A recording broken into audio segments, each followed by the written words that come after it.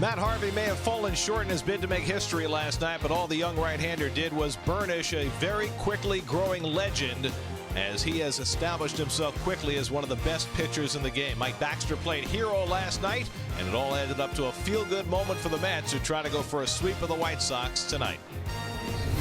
At Citi Field in New York, the New York Mets play the Chicago White Sox. And a pleasant good evening, everybody, and welcome to Citi Field. Gary Cohen, Ron Darling with you tonight as the Mets and White Sox wrap up their two-game series. Last night, one of the great moments in Mets history, one of the great pitching performances ever by a Met.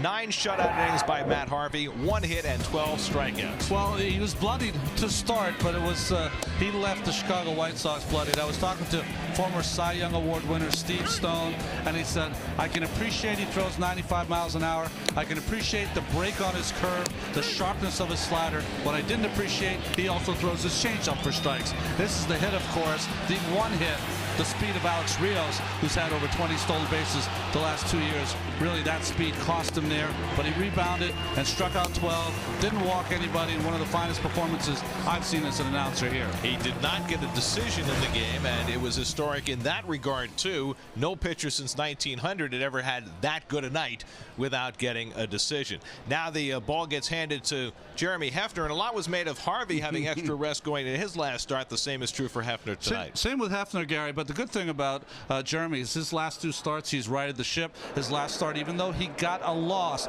he was outstanding for the first 8 innings, gave up a couple singles in the 9th. And on the other side, former Cy Young Award winner Jake Peavy, who's back, apparently is now feeling better. Well, he's always pitched well against the Mets. 123 wins, a solid year last year, Cy Young Award winner in 2007. When we come back from break, Kevin Burkhardt will be standing by with a live interview with last night's hero, Matt Harvey.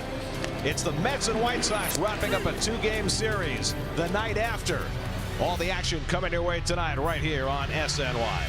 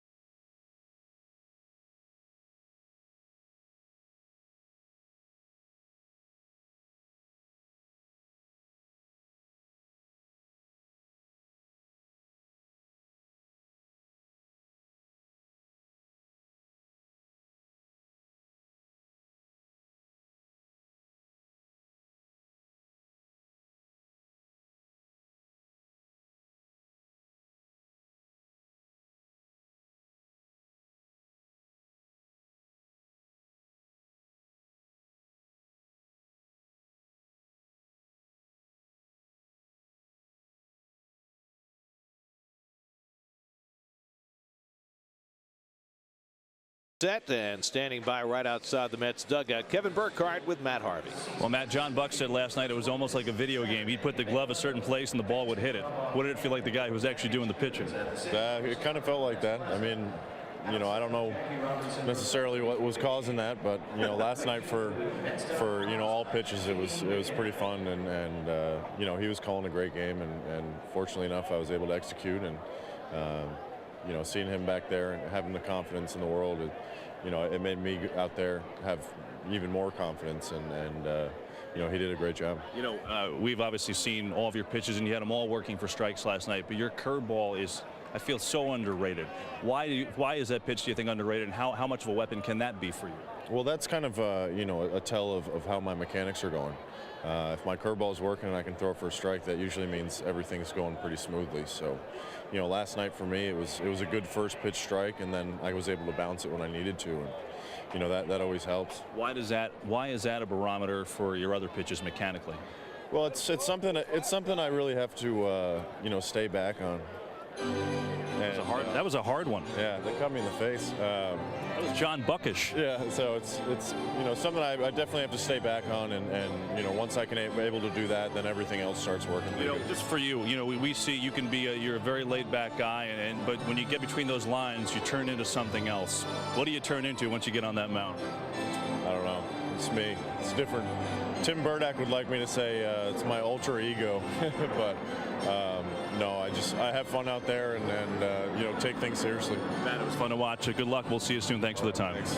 Matt Harvey, guys. We'll see if Jeremy Hefner can follow that up tonight. It's the Mets and the White Sox. Mets going for the 2-game sweep. First pitch coming up next on SNY.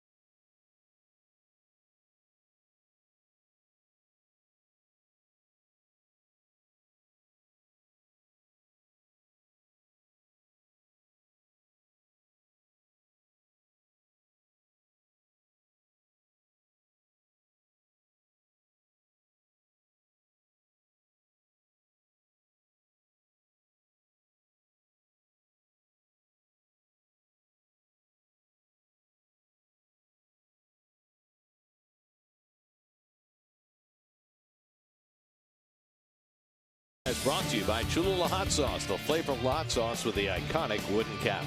By your Tri-State Cadillac dealer. Visit CadillacTristate.com to search local offers and find a dealer near you. By Parts Authority Auto Parts Superstores, where the answer is always yes. By Heineken. And by Audi, truth in engineering. There's your Hyundai starting lineup for the White Sox. Robin Ventura's had to choose between his two first base DH types. Adam Dunn started last night. Paul Konerko goes tonight with Dunn on the bench for the White Sox, who became just the third team in history to manage just one base runner in a 10-inning game. Well, you can see the numbers here by Jaguar for Jeremy Hefner, looking for his first win this year after being touched for 7 home runs in his first 4 appearances, none in his last 15 innings. Defensively behind Jeremy, Alexis Mets defense. Valdespin's 10th start in center field, flanked by Duda and Baxter. You can see Murph playing an awfully good second base with Tejada, Wright, and Davis. And John Buck, of course, doing the catching. Every day, John Buck. Alejandro De Aza will lead off for the White Sox. 0 for 4 last night. There are a lot of 0-fers in that lineup last night. The White Sox dead last in the American League in runs scored, and last night certainly did not help. But for Jeremy Hefner, getting through the first inning has been a struggle this year. He's got a 10.8 ERA in the first inning, 6 runs in 5 first innings this year. And so to take on De Aza to lead off, and the first pitch of the night is in for a strike. It'll be De Aza, then Alexei Ramirez and Alex Rios for the White Sox in the first. Chicago at 13-18 on the year. And the curveball misses to De Aza, 1-1. Hefner pitched a gem his last time out in Miami 8 days ago. Took a shutout into the 9th inning. Allowed the first 2 men to reach. They both eventually scored, and he wound up a losing pitcher. But for Jeremy Hefner, as good a game as he has pitched at the major league level. You know, he's had a couple of those starts when everything is working, and it was in that game in Miami. Didn't work out, of course, for him, but always look at that number. The 0 walks, 8 Ks. He's a guy that's a strike thrower. Those strikeouts were a career high for him as he runs the fastball inside to De Aza, 2-2. Hefner, 27 years old, from Perkins, Oklahoma. Alexei Ramirez waiting on deck. And De Aza cranks one to deep right field, back toward the wall, and it's out of here. Alejandro De Aza with his 6th home run of the year leads off the ball game with a home run, and it's 1-0 Chicago. 6th career leadoff home run for De Aza. So after being held to just 1 infield single last night, the White Sox with a bonanza in the first batter of the game. You know, when I was looking at those numbers for Jeremy Hefner, and I mentioned the home runs, that's the thing that gave him a lot of trouble early this season in April. And he cannot keep the ball in the park here against De Aza. Fastball strike to Alexei Ramirez. Well, the White Sox, the one thing they do well offensively is hit home runs. That's their 37th of the year. Murphy in front of the ground ball from Ramirez in the sunshine into the shade for the first down. It's like a spotlight was off Earth there. Well, he's such an unlikely leadoff hitter. He has 40 strikeouts, including a few last night against Matt Harvey, but he has tremendous power. Ronnie, let me ask you this question, because nobody would know this better than you. When the guy before you has pitched an absolute gem and you've watched it from the dugout, does it feel different when you go to the mound the next day? Well, it feels different in a couple of ways. One, the buzz that was in the ballpark the night before usually is gone. Second, there usually isn't as many people. And even more importantly, the team that got really ridiculed, just stomped over the night before, are so happy that there's a new day and a new pitcher out there. Might have a little anger in them too. Right, exactly. That's what I can blame those losses on. Dwight, his fault. Alex Rios had the only hit for the White Sox last night, a single to deep short that he barely beat out. Well, how did you handle that mentally? Honestly, I did not handle it very well early in my career, and I'll tell you why. Dwight was so good and so dominant that I felt as though I had to match it, and the only way to match him was to match it in strikeouts, and I was not a strikeout pitcher. Once that I got it through my thick skull to be myself, then everything became easier. Slow ground ball for Tejada, and this time Rios doesn't get out of the batter's box and merely jogs to first and is thrown out. Well, he breaks the bat and looks at the bat. Well, if I know Robin Ventura, he will wait for the appropriate time and then make it quite clear to Mr. Rios that that is not acceptable. Well, unless he's hurt, that's disgraceful. Simply. He wasn't hurt last night. Yeah. He was able to. I guess if it's going to be a hit, he'll run. I mean, if he's hurt, as Connor Gillespie takes the strike, if he was hurt, Matt Harvey would have had a perfect game last night.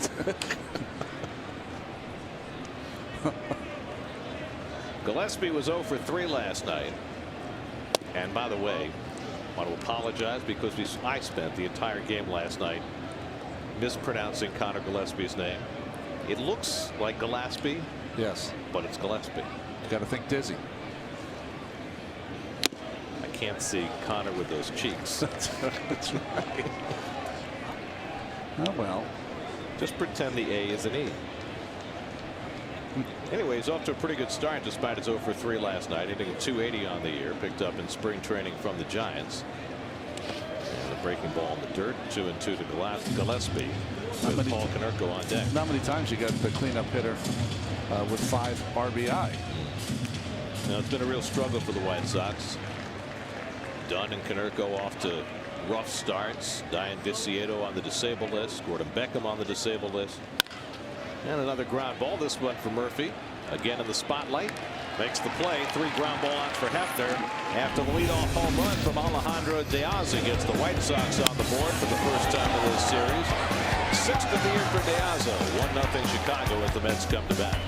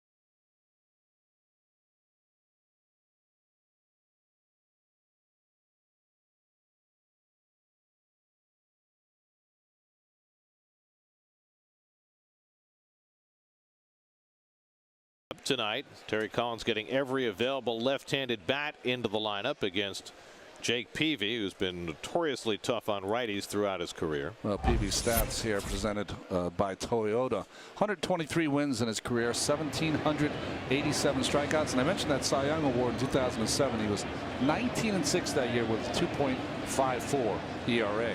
Danny Valdespin leads off and takes a fastball for a strike. And if you're going to stand around and wait for Peavy to walk you, it's not going to work. 6 walks in 32 innings this year. He is a strike thrower and always has been. 3-time All-Star. And Valdespin trying to drag a bunt, thinks better of it, and takes the ball 1-1. It's going to be real interesting to see what the Mets do, because you mentioned that he's a strike thrower. He also has that wipeout slider, so if he gets ahead of you, he can put you away. So the Mets are going to have to swing early in the count.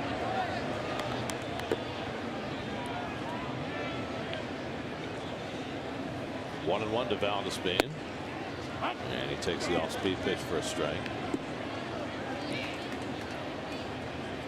Peavy's now 31 years old, drafted by the Padres out of high school in Mobile, Alabama back in 1999. Got to the big leagues in a big hurry. And he was the ace of that Padres staff for 4 or 5 years. Finally traded at the trading deadline to the White Sox in '09. Had some physical issues to deal with for a couple of years, but bounced back. And last year, despite having a losing record, had a terrific season for the White Sox.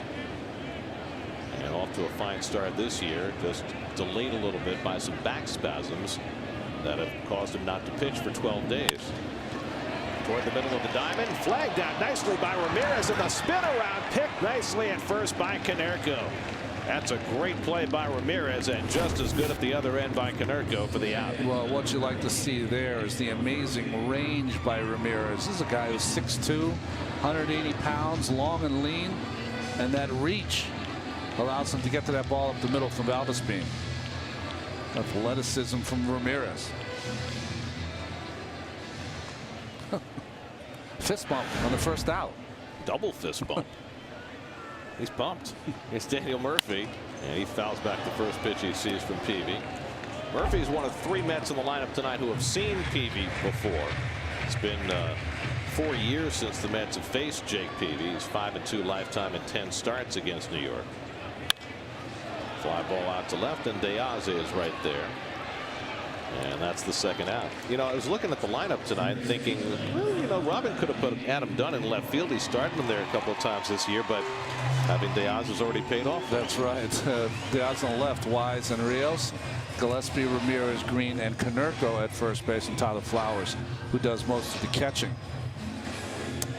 You know, they were talking about Adam Dunn playing a little outfield, but certain ballparks don't let him play. This one, a little vast.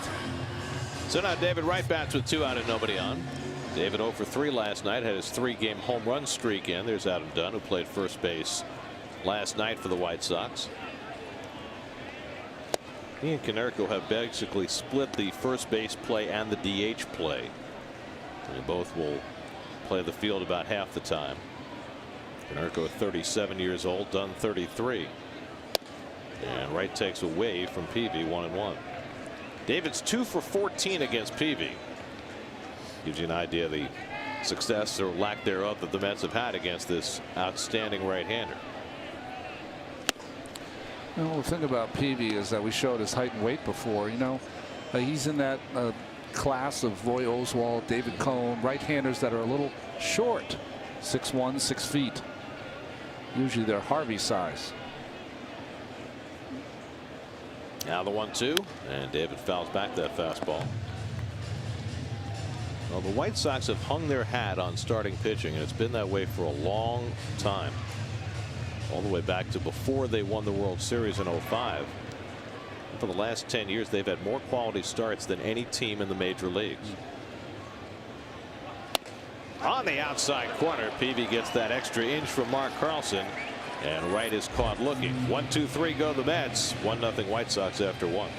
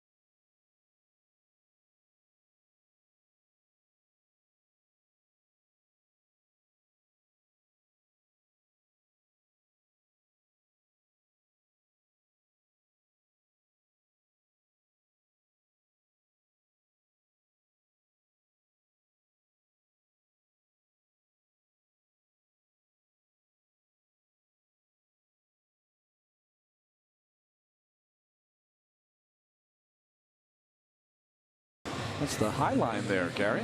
You been there yet? On the west side? I hate to say this, but no, I have not. It's unbelievable. Unbelievable. Great place to hang out. You, I know, would bring a book. Oh, yeah. Absolutely. Great place to read. Well, here's Paul Konerko. This game features 2 of the 3 captains currently in Major League Baseball. David Wright for the Mets and Konerko for the White Sox. And like David, and like the other captain in Major League Baseball, the disabled Derek Jeter, none of them wears a C on their uniform.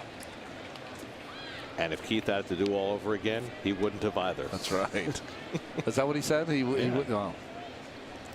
The one series the Mets played against the White Sox before tonight was back in 2002 in Chicago. And in that series, Paul Konerko went 4 for 10 with 3 home runs.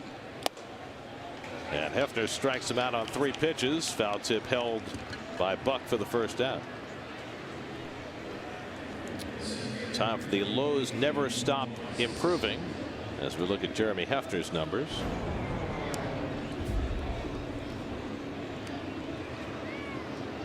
Well, we saw it before. Plenty of improvement. Yeah, we mentioned it. A little change in that bottom right.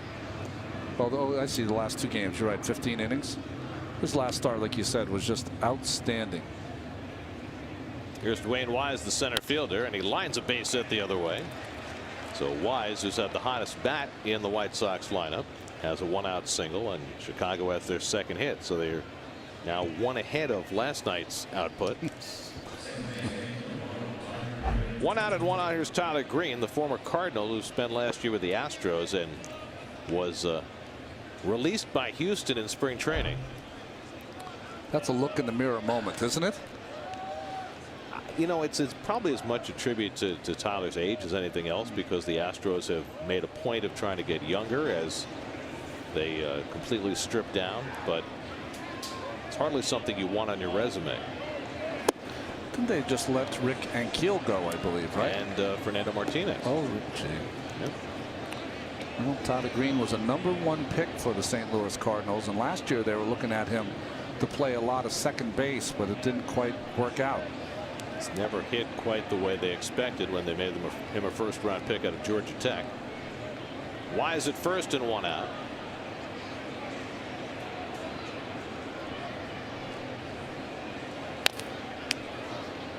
And Hefner throwing nothing but strikes here in the second inning. Tyler Flowers, the #8 hitter, on deck. When Hefner took a shutout to the 9th inning in his last start and wound up with a loss, it was the first time that a Met pitcher had that happen to him since Doc Gooden in 1988. Took a shutout to the 9th against the Cardinals late in the season and wound up with a loss. So it's a rare event. But it just gives you an idea what kind of hard luck Hefner pitched in that game in Miami. Was that the game afterwards that Parnell had a few words, not words, but he wanted to be in there in that 9th inning, or? Yeah, Brandon Lyon came in after Parnell had worked 2 innings the day before in the 15-inning game. And I have to say, Ronnie, I don't know whether you agree with this, but the change in demeanor and performance by Bobby Parnell might go hand in hand. Might not have gotten quite as angry in years past, or at least not as publicly angry. I agreed. I like to see that. A little fire. He wants the ball. 2-2 from Hefner, and he fouls it back. Well, Parnell certainly was a minor player in the game last night, but he was dominant in his own right when he came in the 10th inning. You know, I don't know how Bobby's season's going to go. None of us do, but I'll tell you, he's pitching with such confidence. There's none of that wanting to throw the ball 100 miles an hour. It's wanting to throw the ball where he wants to throw it, and that's the big switch.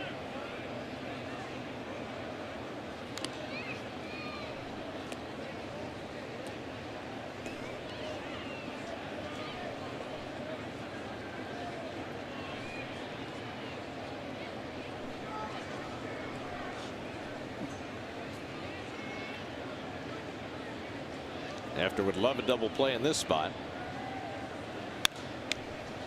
Green keeping the at bat alive. Mets all of a sudden on that last road trip became a double play turning machine. They had 5 of them in that 15-inning game a week ago Monday and wound up turning 9 double plays in the first 4 games of the road trip. Good news about double plays means that you're getting real simpatico between your infielders. Bad news about double plays means you got a lot of people on the bases. Well, the flip side of that for the Mets pitching staff in particular, as Green fouls that off his leg, is here you've got a staff that has Matt Harvey, one of the best strikeout pitchers in baseball, and yet the Mets are right at the bottom of the National League in striking people out. So you know the ball's going to be put in play more often than not. So that gives you more double play chances in that fashion. And maybe keeps your infielders on their toes. Of course, what it also means is that you need better defense to be able to survive that lack of strikeouts, and sometimes that's been hard to come by. Long turn at bat for Green, and he goes down on the slider. Second strikeout in the inning for Jeremy Hefner. Well, both on sliders for Hefner. This is a pitch that he worked on all winter, brought it to spring training, and has started to become really the strength right on the seams of that baseball and turns it over. The numbers for Hefner so far this year in terms of what he's given up on his breaking balls, his curveball and slider, versus what he's given up on his fastball and changeup are startling. Nobody is getting hits against his curveball and his slider. There's Flowers, who was 0 for 3 last night.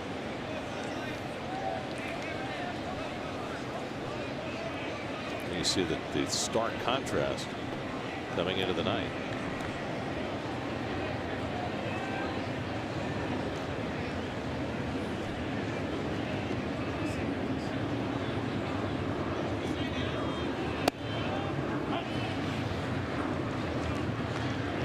Flowers got off to a good start in the home run department at 4 early, but he's in a 3 for 31 skid now. Jake Peavy, a pretty good hitting pitcher, waiting on deck.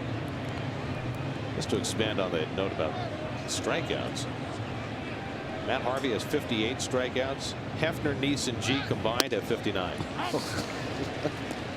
And so you've got one guy who's striking out the world, and the rest of the staff. Neese is kind of an aberration in that his strikeouts are way down this year, but you don't think of the other guys as being strikeout pitchers. And you also have to include the bullpen that doesn't strike out a lot of people.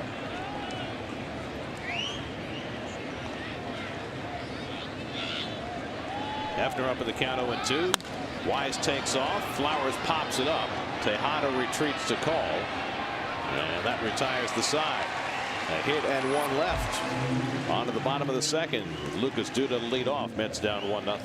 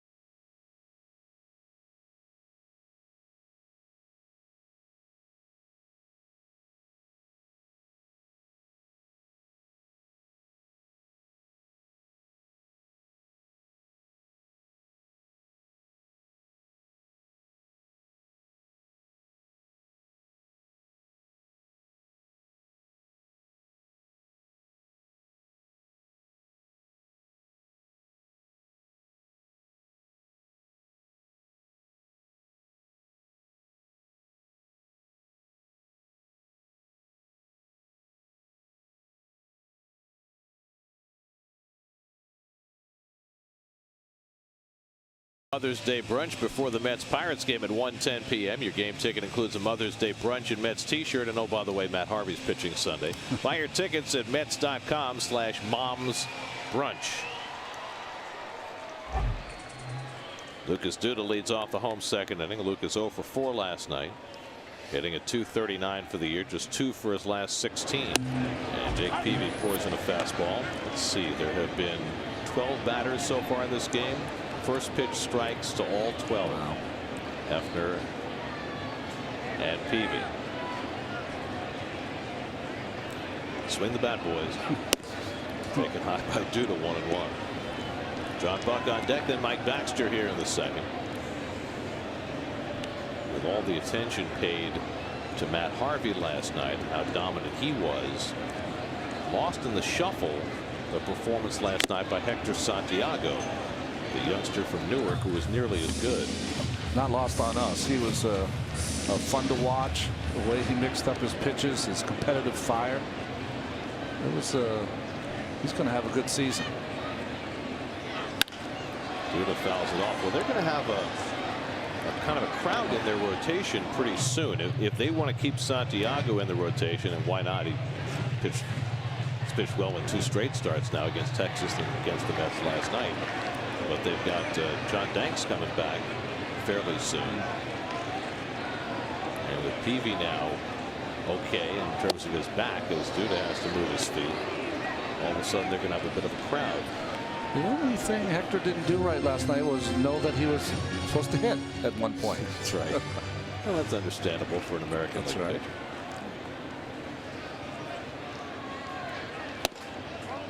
Peavy had to be scratched twice in the last week because of back spasms. Most recently on Monday in Kansas City, but he threw a bullpen session on that Monday before the game and pronounced himself fit to go, and seems to be having no ill effect so far. Duda cranks one to deep right field. Forget that one. That is long gone. The Big Lebowski. Number 7 for Lucas Duda to tie the game at 1.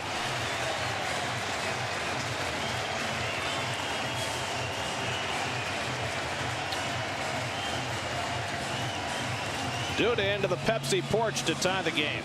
Well, Lucas was able to work that count. The 2-2 pitch from Peavy was close. Peavy did not get the call. So in 3-2, you talk about he does not like to walk people. Came right after Duda, and he paid for it. Just a high fastball challenges him out over the plate. He was trying to come inside, and Duda covered it. 7th home run allowed by Peavy this year in 33 innings. That's right about where we've worked in the past. Buck grounds one to short, and Ramirez throws him out. That's the first out of the inning.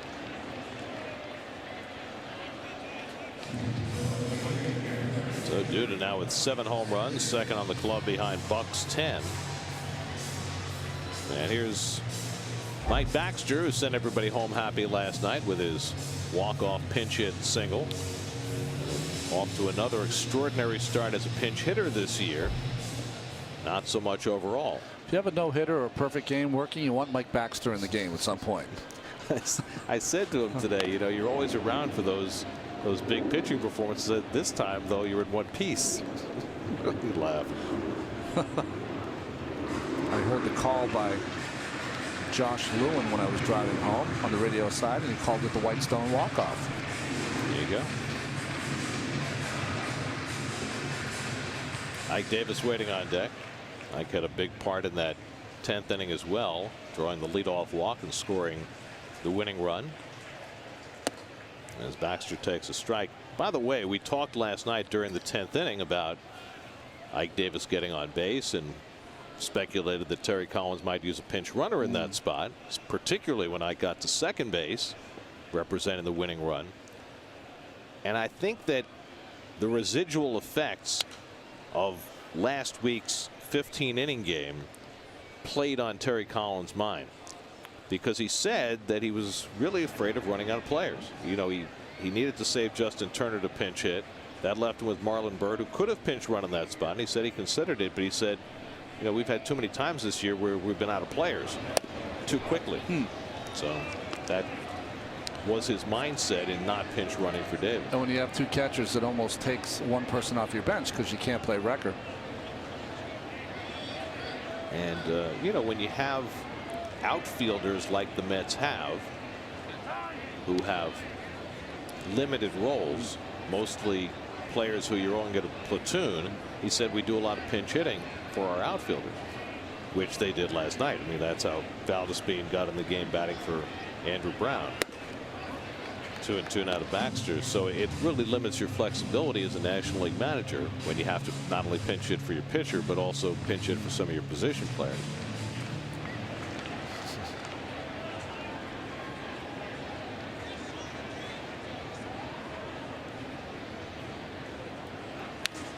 Reminds me back in the 70s when was it Dick Williams managing the Oakland A's. He had 4 second basemen and he'd pinch hit for them. That's right. Like every time up.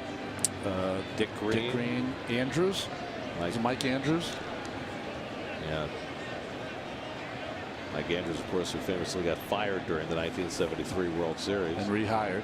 And they got a standing ovation at Shea. Baxter pulls one just foul. But of course, that was back in the days when teams routinely carried 10 pitchers. And so with a 25-man roster, you had a 7-man bench. Yeah.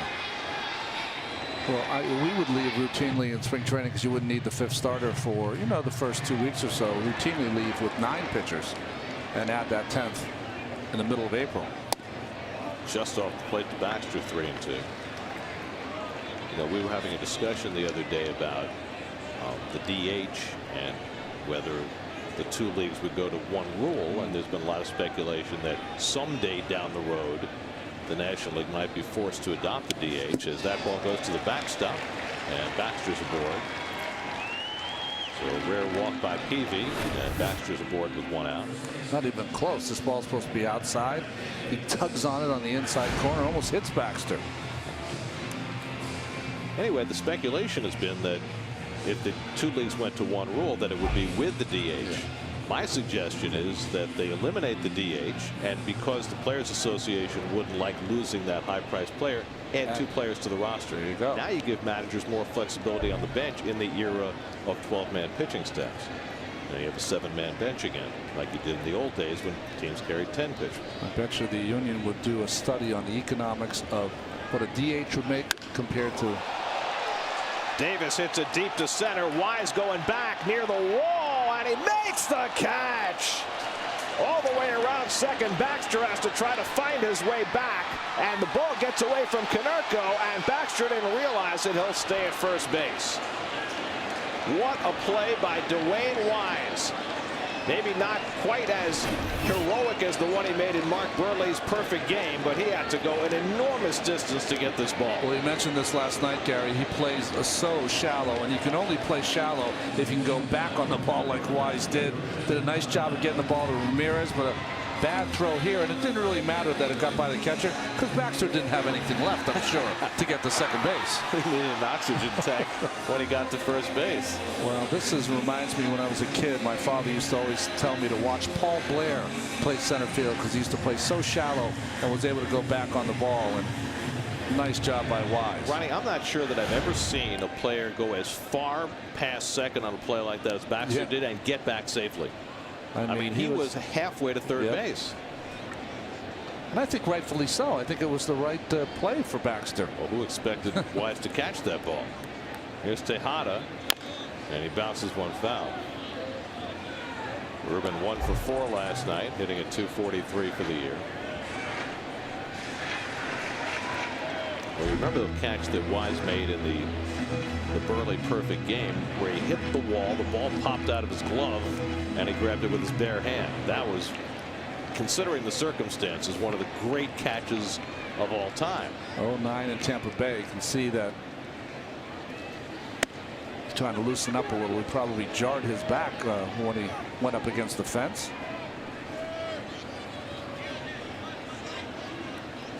You know, we don't see some of these teams, of course, never seen this team at Citi Field. But one of the things you realize is sometimes you see a player on another team and you don't realize, boy, he's a pretty good player, you know. Watch his back jar up against the wall. That's where he's trying to shake off those cobwebs. Well, Wise has bounced around a lot the last few years. But what's interesting to me is that a couple of teams, both Toronto and the White Sox, have brought him back for second tours of duty. Well, the people I know around Dwayne have said that he's one of those guys you love having on the club. Great clubhouse guy.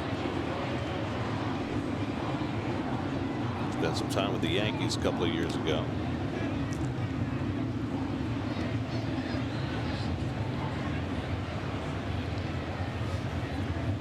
Tejada hitting 8th in the order. Jeremy Hefner waiting on deck.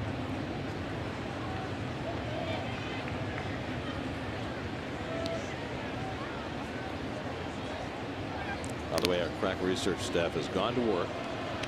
1972 Oakland A's. This is pre-DH now. Yeah. Their 4 second basemen. This is pre-Mike Andrews. Dick Green, Ted Kubiak, Tim Cullen, and Larry Brown. Oh, wow. And Dick Williams would bat for them every time up.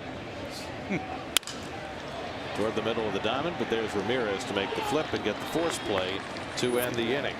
Mets get even though. Lucas Duda parking one up in the Pepsi porch for his 7th home run of the year.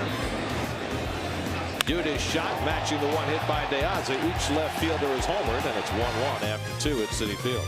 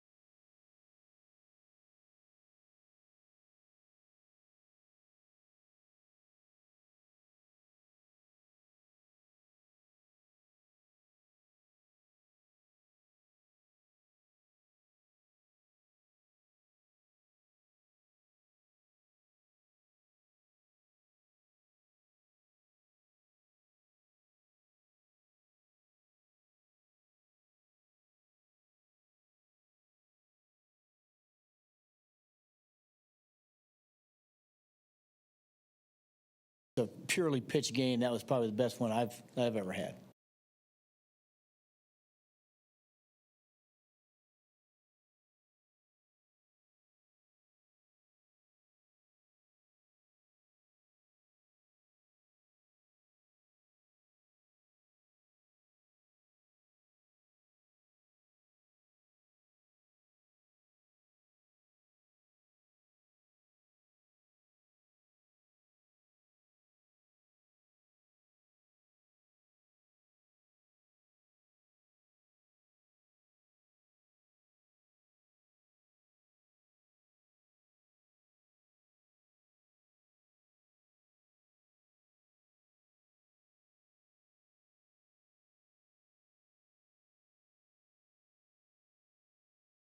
Hit 2 home runs. Juan Francisco a grand slam. I guess his ankle's better as the Braves beat the Reds 7-2. Felix Hernandez 8 terrific innings as the Mariners beat the Pirates 2-1.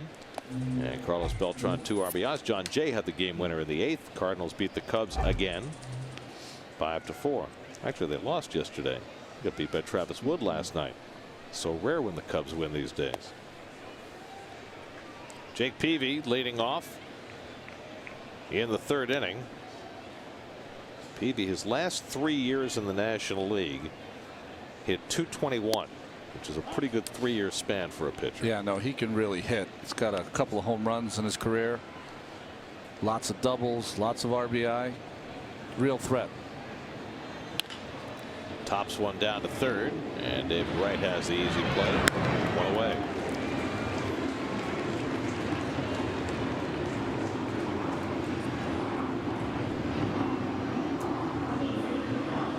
You know, I'm thinking about Peavy coming back from back spasms. As you look at him between innings, he was awfully upset with his performance in that last inning. Well, on the mound, he was kicking at the dirt, letting out a few epithets, and here still going at it on the bench.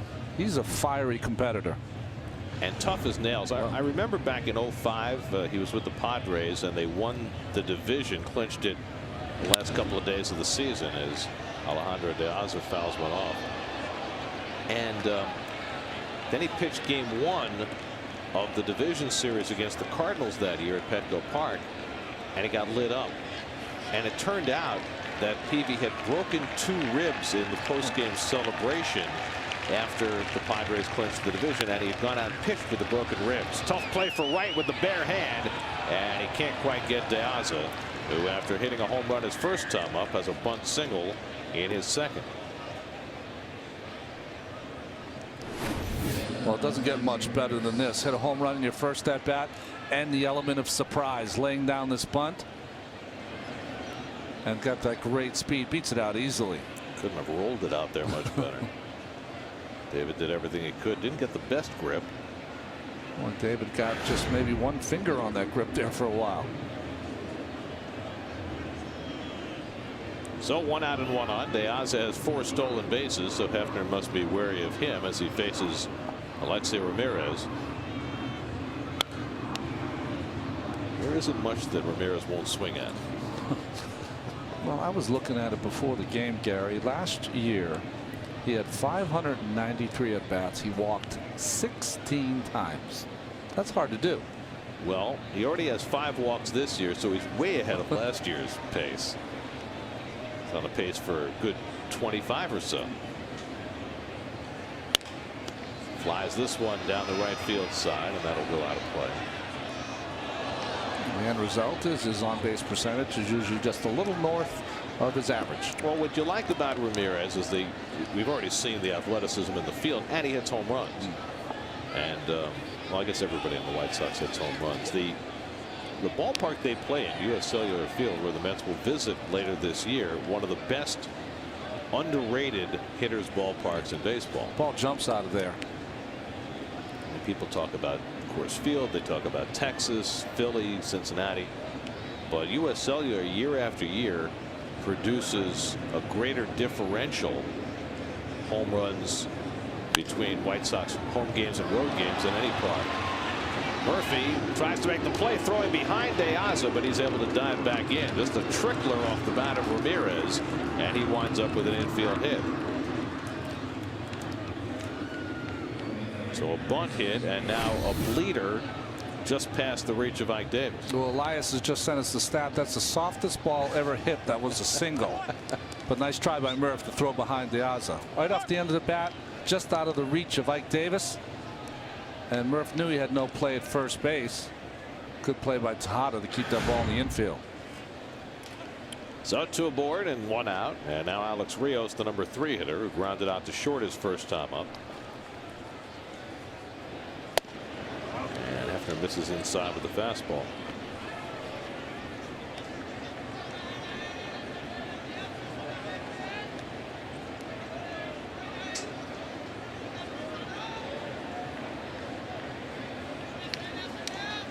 And Rios cracks one to right center. That's in for a base hit.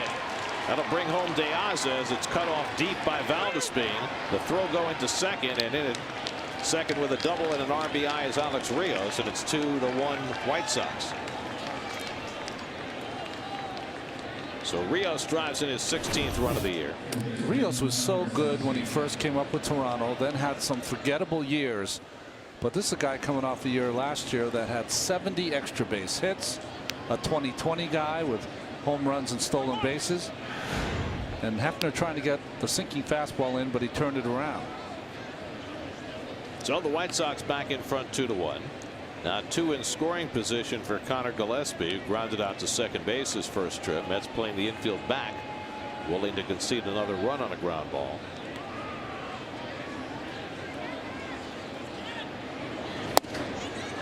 And Gillespie watches the fastball low, so Hefner, who was pouring in the first pitch, strikes earlier. Now missing with his last 2. Ramirez at third, Rios at second, and 1 out.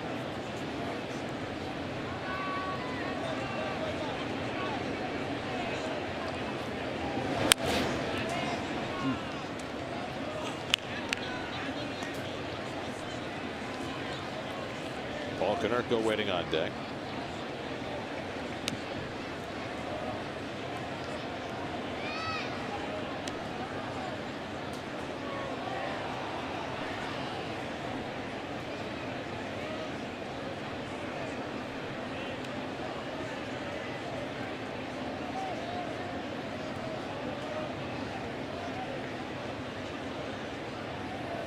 And Gillespie takes up and in. 2 balls and a strike. Jeremy Hefner making his 6th start of the year, still looking for his first win despite pitching so well in his last 2 starts. And now finds himself behind and in a tough spot here in the 3rd inning.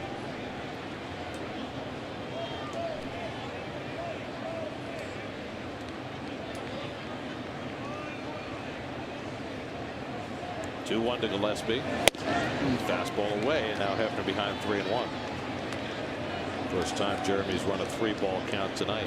It was one of the thrilling pieces of Matt Harvey's game last night. Going to the 9th inning, he had run 1 3-ball count the entire game. Now, if you're Jeremy here, you don't have to give in. I know Konerko is one of the great right-handed hitters, but you don't have to give in here. You got a base open, and Konerko, a very slow base runner. And Gillespie lofts one into shallow center. Going out is Tejada. He can't get there, and it lands for a base hit. Ramirez is in. Rios right behind him. Pulling in at second base with a 2-run double is Connor Gillespie, and the White Sox lead 4-1.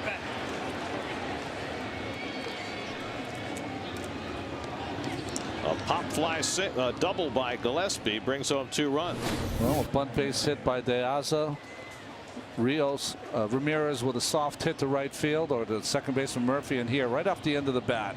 Good pitch by Hefner, but it doesn't work out. Watch Tejada kind of kicks the ball forward. That allows the back runner to score. And nobody covering second base, so Valdespin had nobody to throw to, and Gillespie was able to pull in at second. Ball below the knees on the outside corner. Fortunate there for the White Sox. That's going to be a tough call for a first baseman, because often you'll have the first baseman trail the hitter to second base for a play down there, but Ike also has to be ready to be the cutoff man at the mound. Well, I think that's the read. The read is your cutoff man first, Gary, and then once you realize that Rios is going to score, then you want to proceed to try to cover. Once this ball goes up, Ike's got to hustle into the mound to be the cutoff guy, because you see Rios is not even at third base, but once Tejada kicked it, then he has to make the read to get to second, although I don't think they'd have a play there either. So now 3 runs home in the inning. Konerko struck out his first time up, and he hits one out to right center field. Valdespin gets over. Tagging at second is Gillespie, and he'll move over after the catch. So Konerko flies out for the second out. Gillespie now at third with 2 away.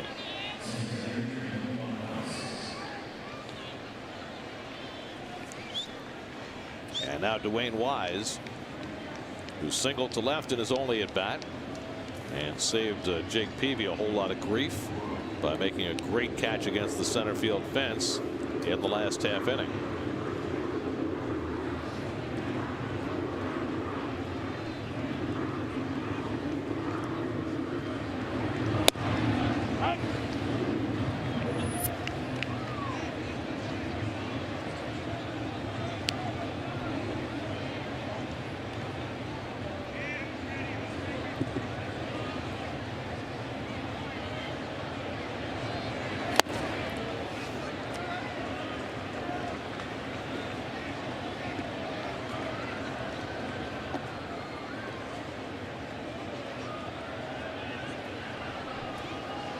It's the time to put him away. 0-2 count.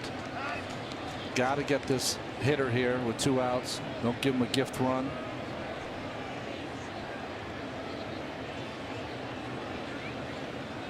Hefner's gotten ahead of him with a couple of changeups. And he misses high with a fastball, 1-2.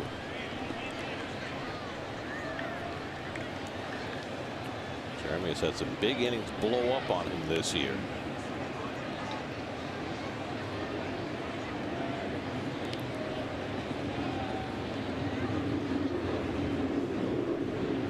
Here's the 1-2, and the breaking ball hit out to left center, and Valdespin ranging over and calling. That retires the side, but not before the White Sox put up a soft 3-spot in the third. A bunt hit, an infield hit. Rios drives in a run with a double, and then Gillespie with a pop fly double to drive in 2 more. 4-1 Chicago.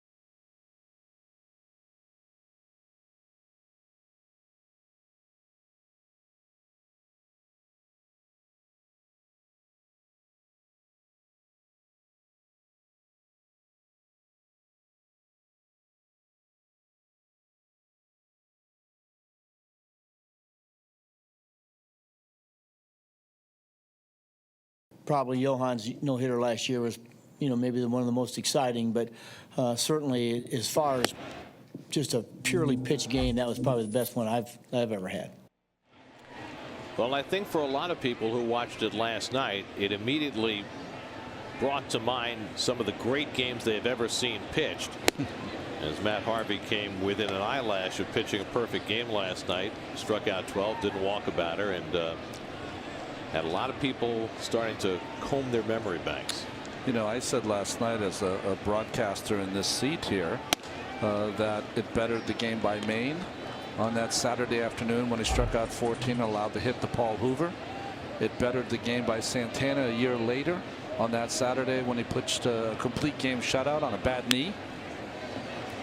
And it was a better pitch game than the Santana no-hitter. It was just that dominant game, and it's got to hark back to your watching Seaver pitch in the day. I was going to say it's hard to judge one particular game against another, but what I will say is, as Hefner strikes out looking, is that what it calls to mind is when I was a kid, I remember every time Seaver would go to the mound, you'd have the expectation, or at least the promise, that he might strike out 18, pitch a no-hitter.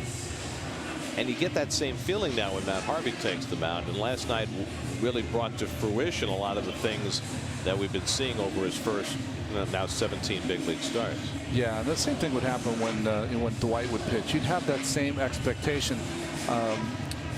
Because the Mets had never had a no-hitter, maybe it wasn't a no-hitter expectation, but you had an expectation that he's going to strike out in double figures every time. It was Jordani Valdespin, grounded out to short on a great play by Alexi Ramirez his first time up. And Peavy finds the inside corner. Well, you just don't see lines like that very often. And as we documented earlier, it's the first pitcher since 1900 who's ever had a line like that and not get a decision, which is just criminal.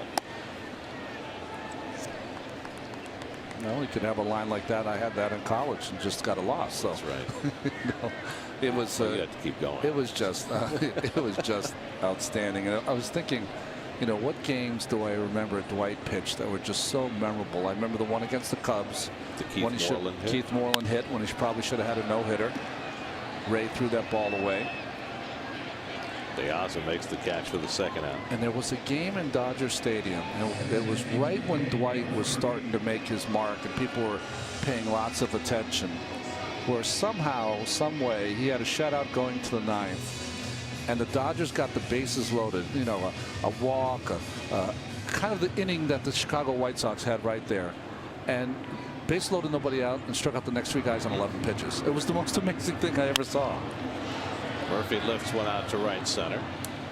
And easing over is Wise to put it away. So an easy inning for Peavy after being handed a 3-run lead. We go to the 4th at Citi Field, 4-1 White Sox.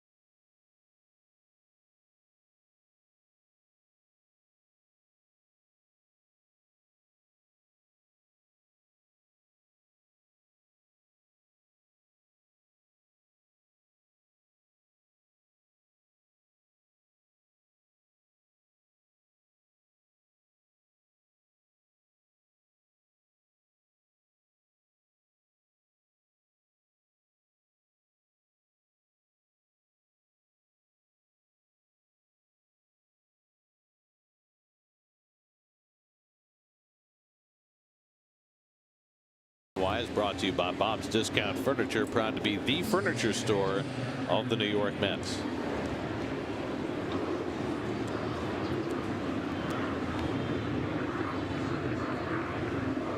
Tyler Green leads off in the 4th inning.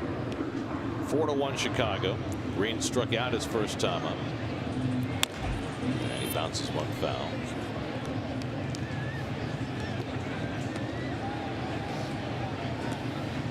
It'll be Green, Flowers, and Peavy, 7, 8, and 9 in the order against Jeremy Hefner, who after 2 straight brilliant outings has been touched for 4 runs and 6 hits in the first 3 innings tonight. And Green trying to bunt his way on, as DeAza did to spark the rally in the last inning. Not so good for Green, but got hit on the hand as he was trying to bunt. It's a David Cone play. It's not, I wouldn't recommend it.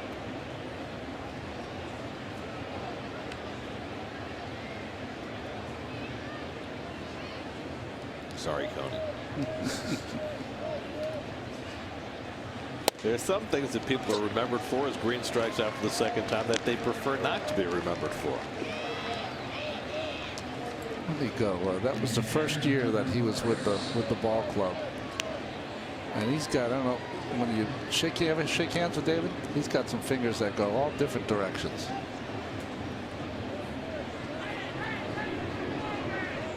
Here's Tyler Flowers. You know, we were talking about some of the greatest games that Mets have pitched, and somebody was asking me today about David Cone's 19 strikeout game against the Phillies on the last day of the season in 1991. And to me, that was not his greatest performance by any means. First of all, he was facing a minor league lineup that day. Last day of the season, people tend to check out early when it's 2 non-competitive teams, which the Mets and Phillies were that year. to me, the greatest game that I saw him pitch, and obviously I only got here in '89, so I didn't see his great year in '88 firsthand. But he had a game against the Astros where he had a no-hitter broken up in the 8th by a little dribbler by Benny DiStefano. That game, he was untouchable. Yeah. Much like Jake Peavy at his best, David had a slider that was unhittable at times. But it also seemed as though David made stuff up as he was going along. Yeah, oh yeah. He didn't know how many arm angles. You know, asked Joe Girardi was the favorite guy for him to catch. He said it was David Cone. He just never knew what he was going to do.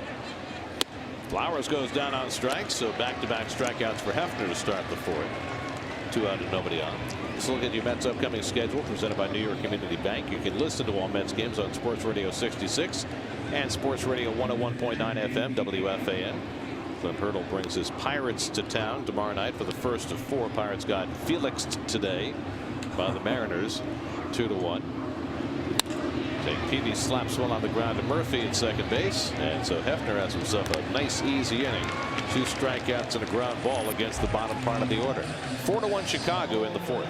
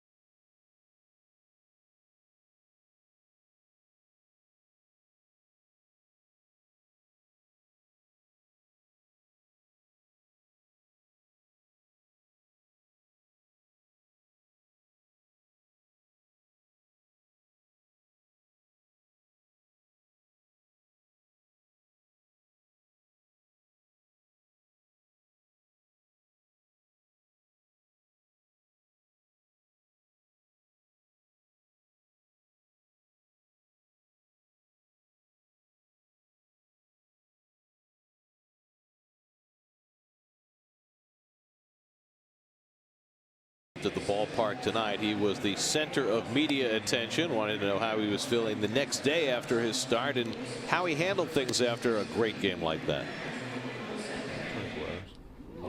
So as of 24 9 hours. o'clock First tonight? pitch or last 24 hours. I've been like that since I was in high school. A good start, a bad start.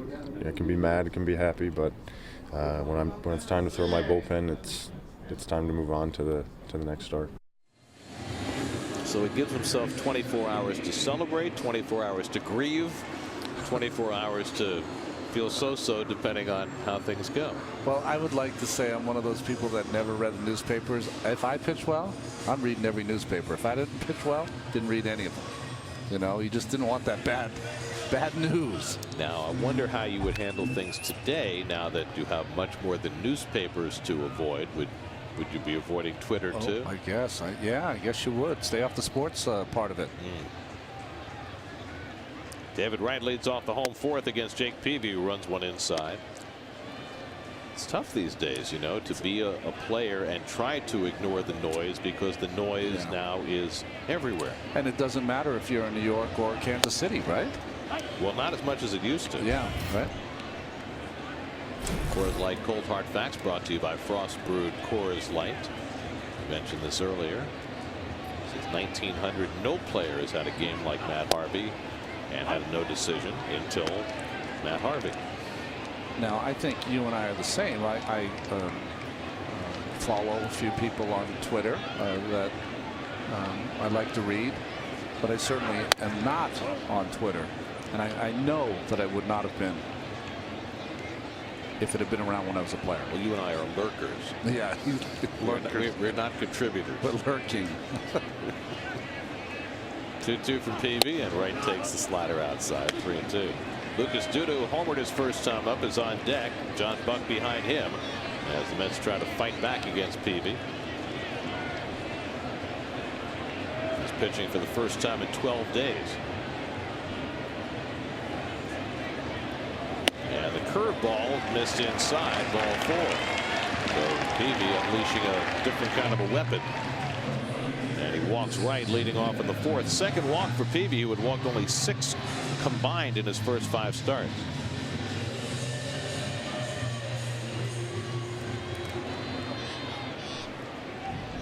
So a leadoff base runner for the Mets, and now Duda, who parked one up in the Pepsi porch his first time up on a 3-2 pitch, his 7th of the year.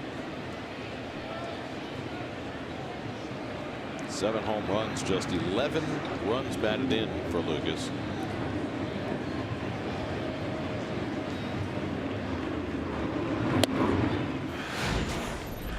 Well, almost up in his eyes. Front left-hand hitters will lowball him.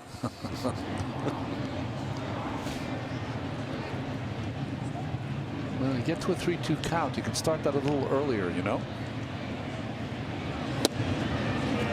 Gets tied in a knot on that slider, and it's 1-1. Well, unless you're facing Matt Harvey, who throws you a 3-2 changeup, and then you're a couple of days early. This good slider here. There's nothing worse for a hitter than knowing the fastball's coming. The fastball comes, and you still can't hit it. And that's what happens with Harvey pitching.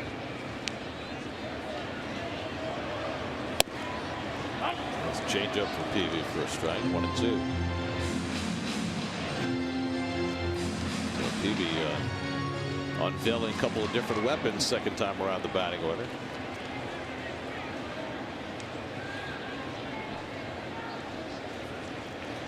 Right at first and nobody out, and Duda takes strike 3 call. Fastball dented the inside corner. 3rd strikeout for PV. Well, when he's on, he has the ability to start that ball inside and bring it back over the plate. You'll see where that finishes. Almost middle. Really gets Lucas to freeze. The backside goes out, and the ball catches a good part of that inside corner. So 1 out and 1 on. Now John Buck, who grounded out on the first pitch he saw in the 2nd inning. Buck has had 7 career at bats against PV, 3 for 7 with 2 home runs. And he takes a fastball strike.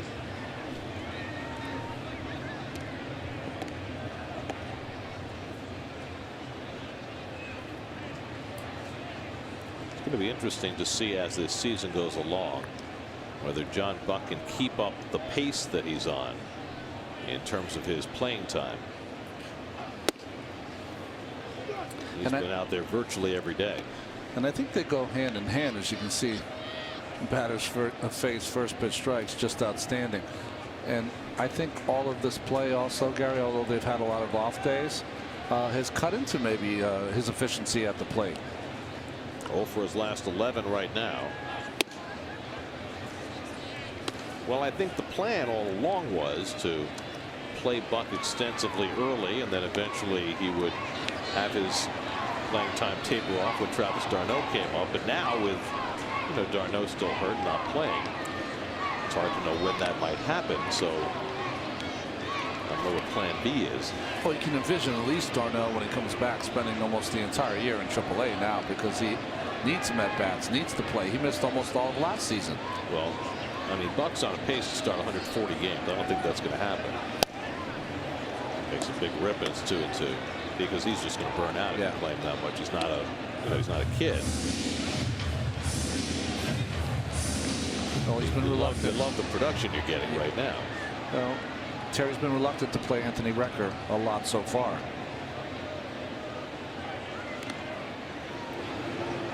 That's one of the reasons why the Mets made the deal for d'Arnaud. Catching is the most difficult commodity to develop in the game. It's just, you look around the game and you look at other teams' prospect lists, and catchers are scarce. Well, when they went and got Roy Halladay, Philadelphia Phillies, the one player they did not want to give up was Travis d'Arnaud.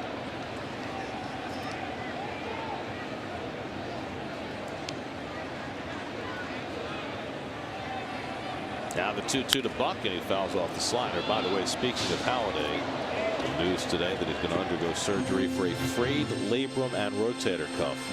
That sounds like one of those things that's going to be awfully hard for him to come back from. Well, I think considering the innings he's pitched and the age, no one outworks Roy, so he will take a better shot than most at coming back.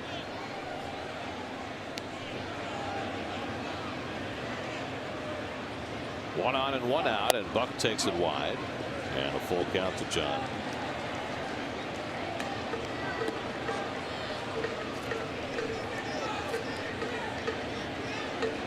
Beebe may not be at his sharpest tonight after not pitching in 12 days. Already has run his 4th full count of the game.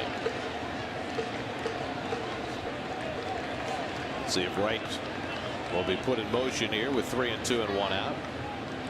Not going, and Buck hits a ground ball. Great diving play by Ramirez, and the turn at second by Green, and they get the double play.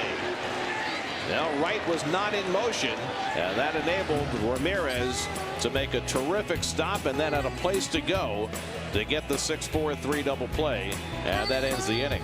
Second tremendous play by Ramirez tonight to help out Peavy and the White Sox.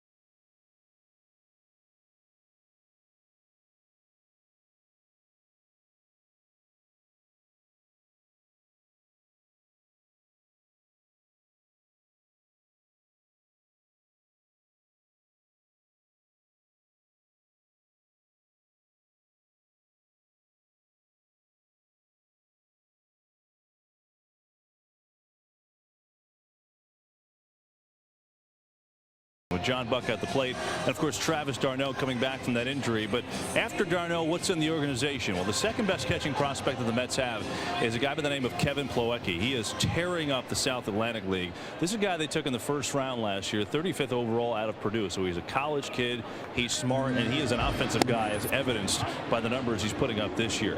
Leads the South Atlantic League in hitting with a 400 average, but in only 110 at bats, 17 doubles. He's got the home runs to prove for it as well. This is a guy, talking to baseball people, that he is clearly going to be an offensive catcher. Some feel he could be a 5-hitter, but a 5, 6, 7 hitter with some production and some home run ability. Now, of course, he's in low A ball, so he is a way away, but a guy you would have to think, if this pace guys, he's going to be up to St. Lucie real soon. As far as his defense, there's a base hit off of Hefner. Diaz is having himself a night. He's 3 for 3. Defensively, very mature as far as receiving, calling the game. What he's got to work on, though, is some parts of that defensive catching, the throwing, things like that. projected out to be, kind of an average defensive catcher, but a good game caller. But if he hits the way he's hitting right now, who cares what he's doing defensively? Let's go up to you guys. Yeah, and Kevin, I would have to think as a college catcher that has to be the reason why he's still in low A ball, because normally with college position players, you move them up pretty quick. Yeah, they move rapidly, and college pitchers move rapidly also. If your skills are behind defensively, then you're going to have to go down to single A and work on those things. But he's obviously up to the task as far as hitting. I mean, you don't find a lot of offensive catchers anymore. Well, the Mets certainly think that they have one in Travis d'Arnaud. I mean, everybody has raved about his bat. We saw it in spring training. De Aza is 3 for 3 tonight, leads at first as Ramirez fouls it off. But obviously he's a little way away. But imagine if you could have two catchers that could provide that kind of offense. And, guys, I guess my question would be, okay, there's a feeling that certainly very shortly he could be up to St. Lucie. But why not challenge him? Why not throw him up to Double-A? See what he can do. Go up and catch Montero and Binghamton and see how he does there. What are your thoughts on that? Well, that's a good question, Kevin. I think that the way he's playing now, he's playing himself out of Single A, and he will be in Double-A very quickly.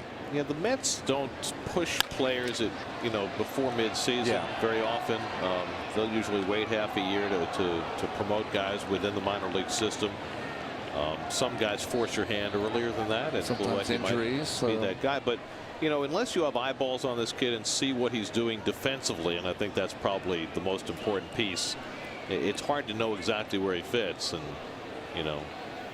but I do know this: as we were talking about before, there is such a dearth of catching prospects. As De Aza takes off, Buck from his knees throws it into center field, and De Aza takes off for third and makes it safely. Stolen base and an error on Buck. 5th stolen base of the year for De Aza. Well, De Aza's really filling up the stat sheet, isn't he? Interesting that Buck chose a throw from his knees. That's a pitch that he could have got up on. The problem with Murph there is Murph was a little late to the bag. When you're late to the bag, what happens? You can't make an adjustment to a bad throw, and that's why that ball went into center field. We've seen Buck throw successfully from his knees, but he never got the good arm angle that time. I think you don't want to fall into the habit of throwing from your knees, and I think that's what happened to John there. So the infield comes in. Mets already down 4-1. And it's slapped down to first. Ike checks the runner and slaps the tag on Ramirez for the first out of the inning.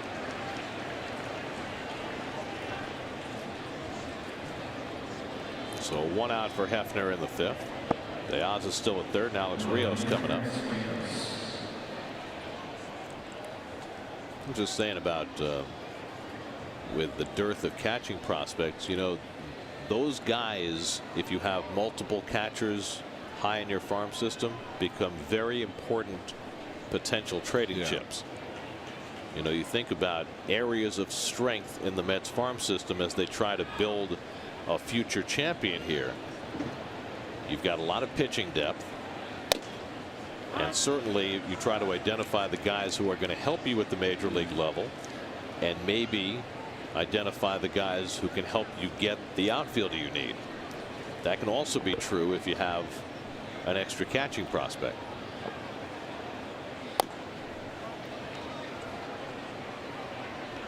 And all those things go into the mixer as Sandy Alderson and company try and figure out how to move forward with this franchise over the next few years. Rios drove a double to right center to get a run home, and he tries to hold on that slider and went around 1-2. Talking about those chips, I was to see the slider from Hefner. It's been the best pitch he's had all night long. I was in Buck Showalter's office, and he has the depth chart of all the teams and the guys' birth dates, their ages, and all the chips that they will maybe need later in the season. Robert Carson up in the Mets bullpen. 1-2 to Rios, and he tried to hold again, and this time was successful. It's 2-2. Well, I guess Buck fancies himself a little more than just a manager. Yes, I think he does. Connor Gillespie on deck. He's got a reputation for being a hands-on guy. You know what, though, you can't outwork him, and he's into it. Had a great season last year, and they're off to a great start again this year. 2-2, and it misses inside. I mean, for all of what the Red Sox have accomplished already this year, the Orioles are only a game behind them. Right. This kid at third base for them, Manny Machado, is going to be a huge star. It's going to be a shortstop eventually. 3-2 from Hefner, and he got him. Strikes out Alex Rios. So after the White Sox had a runner at third and nobody out, Hefner gets a weak ground ball and now a big strikeout. Again, that good slider that has been his strength so far, 2/3 of the way through this inning. 5 strikeouts now for Hefner. So Rios retired, and now here's Gillespie, who had a pop fly double to drive in 2 runs in the third. Just his 6th and 7th runs batted in. Now the infield can drop back with 2 out. And Gillespie lifts one out to left. On comes Duda. Side retired. Nice job by Hefner to get himself out of trouble in the 5th. Halfway through, Mets down 4-1.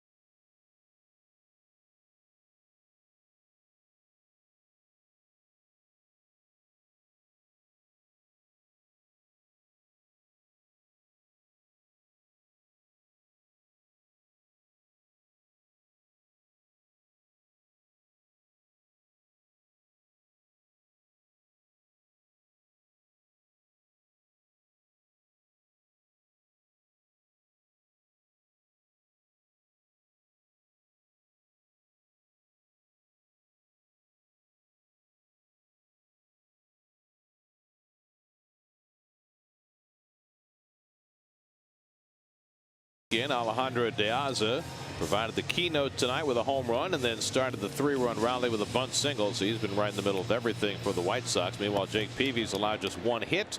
That was a home run by Lucas Duda in the 2nd. Mike Baxter leads off in the home 5th and takes a strike from Peavy, who got a big double play on one of 2 outstanding plays by his shortstop Alexi Ramirez to end the 4th.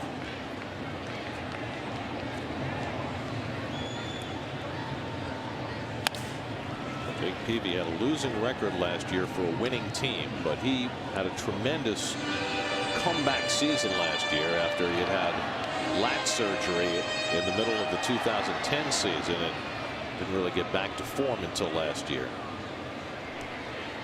But when he's on, he does what he's doing tonight.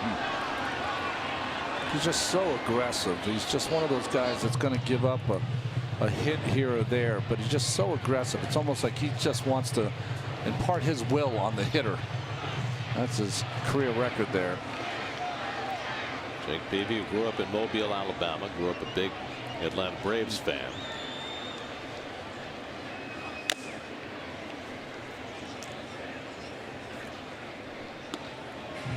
Scott Atchison up in the Mets bullpen.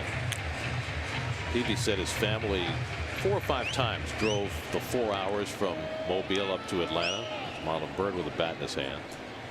And he would bring a camera with him. This was back in the mid-90s when the Braves were winning every year and had the big 3 starting pitchers. And Peavy would go down to the bullpen to watch the pitchers warm up, and he'd take photographs. Really? Smoltz and Maddox and Glavine. He said he's got a great big blow-up shot of Glavine with his 90s mullet.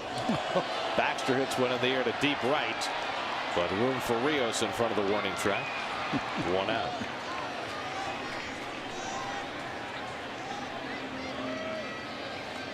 SNY Super Slow Motion is brought to you by your Mercedes-Benz Tri-State dealers. Visit them on the web at searchmercedes.com.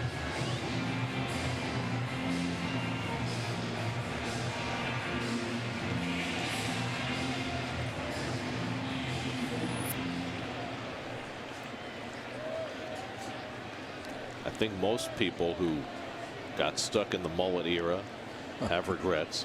Oh, I have one big time. You know what happened to me in '86 is that when it got to playoff time, I know the hockey players growing the beard, and you just couldn't cut your hair because things were working, right, superstitious. So I end up with some very interesting pictures during that season. Ike hit one a ton his first time up to the center field fence. Well, it still exists. DuckTales.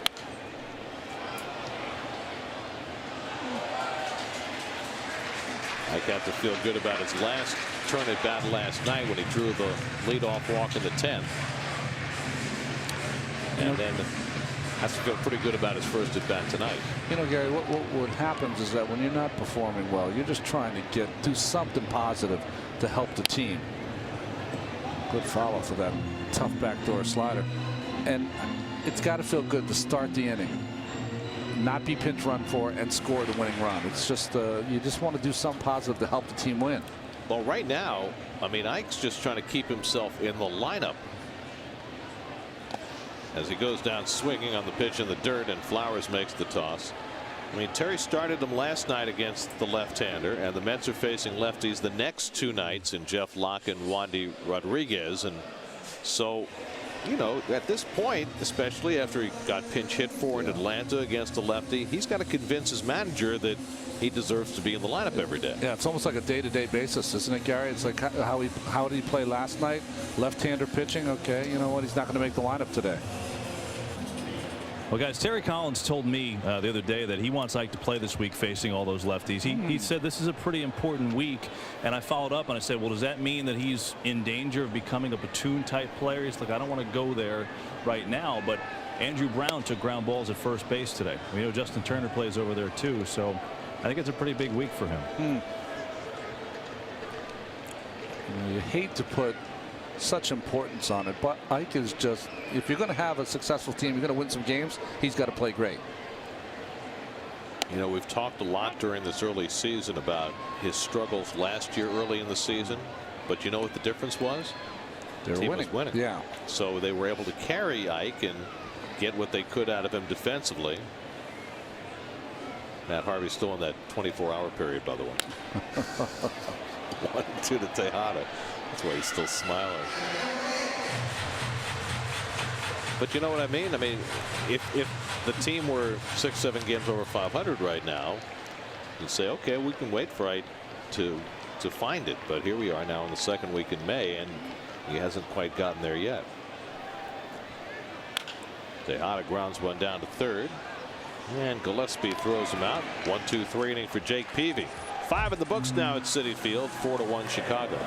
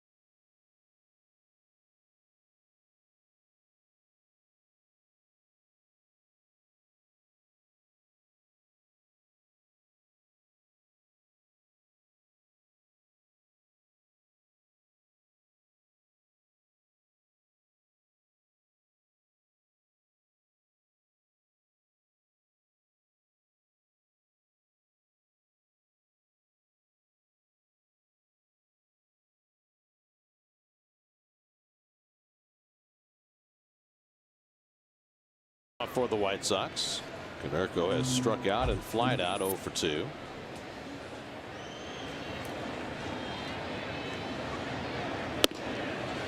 Paul Konerko in his 15th year with the White Sox. He was originally drafted by the Dodgers, a first-round pick out of high school in Arizona.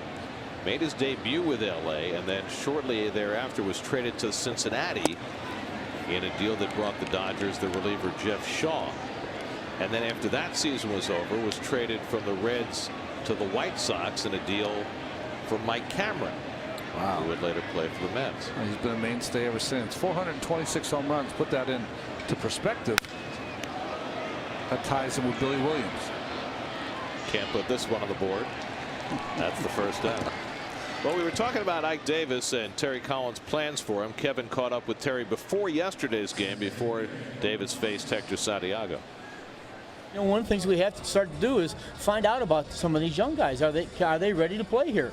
As we get into the middle of the season, as we're starting to move down the road, I want to get more concrete in who we're playing. And that's why Ike's in there tonight. You know what? Hey, look, this guy is, you know, we have, of our next 4 days, next 5 days, we got 4 lefties. Ike Davis, if he's going to do what he did last year, he's going to have to start hitting lefties. So if he's not, we got to find out, and we got to find out now. And the question is, if he doesn't have a good week, then what happens? Does it become a platoon player, or does it become a Las Vegas 51 for a while? Yeah, it's 2 options there: the platoon, or go find your stroke. Wise pops one up into shallow center, and Valdespin jogs under it. 2 out. And last year, the Mets sent Lucas Duda down. They opted not to send Ike Davis down, in part because they felt as though they could at least get something defensively out of Ike, and then he rewarded them by turning it around right about the middle of June and having a terrific year the rest of the way. This game has been littered, though, with many seasons of, he'll turn it around. He'll turn it around. The next thing you know, it's August. Tyler Green's been up twice, struck out both times. Jeremy Hefner sailing through the middle innings, and this is the way his year has gone. As you look at the comparisons last year, first and second half for Davis, he drove in a lot of runs in the first half, because when he hit home runs in the first half, they were all 3-run homers. But all the other numbers, stark contrast. So how did teammates handle Ike and try and get him through this slump? I talked to John Buck in Atlanta, and he said, I don't talk about the hitting with him. I just tell him how important he is defensively for this team, because he saves us a lot of runs over there, and I make sure he knows that. Got a chance to save one here, but it lands along the line for a base hit.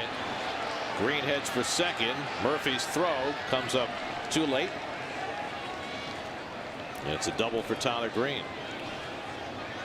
I mean, some of these hits off Hefner, we've had a couple of dunk in here. This ball by Tyler Green just served over the head of Ike Davis, and by the time Baxter gets to it, he's got a soft double.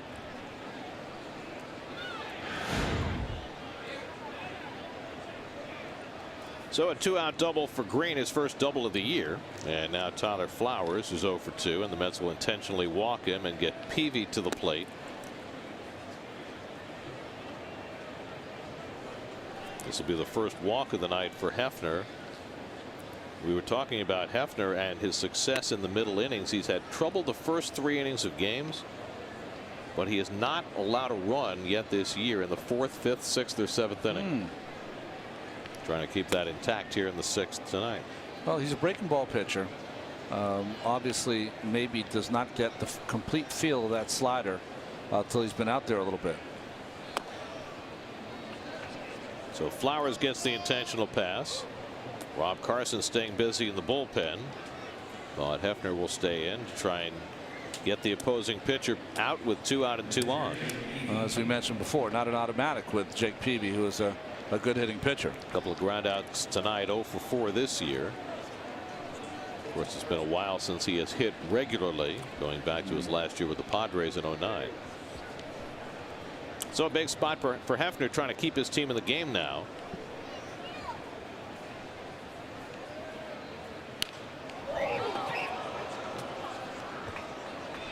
When's the last time a Met pitcher walked a batter before that intentional walk? That's right. Wow. 10 innings last night. 8th inning Sunday in Atlanta.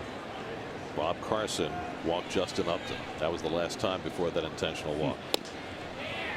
Good slider by Hefner, and he's quickly ahead on Peavy 0-2.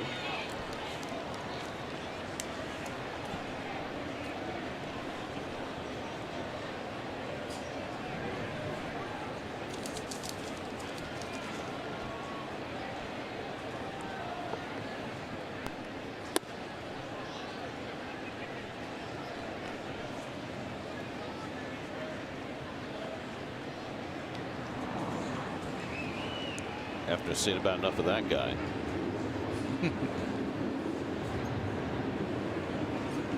And Peavy lines one to Davis, and that ends the inning. A soft double, an intentional walk, and 2 men left. Mets come to bat in the bottom of the 6th, down 4-1.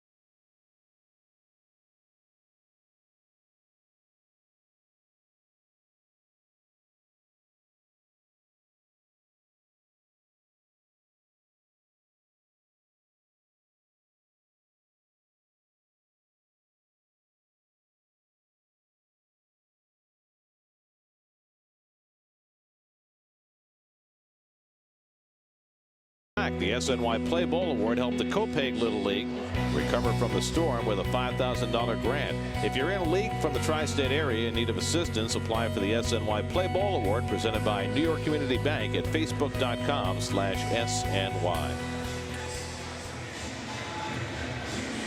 Jeremy Hefner has turned in 6 innings.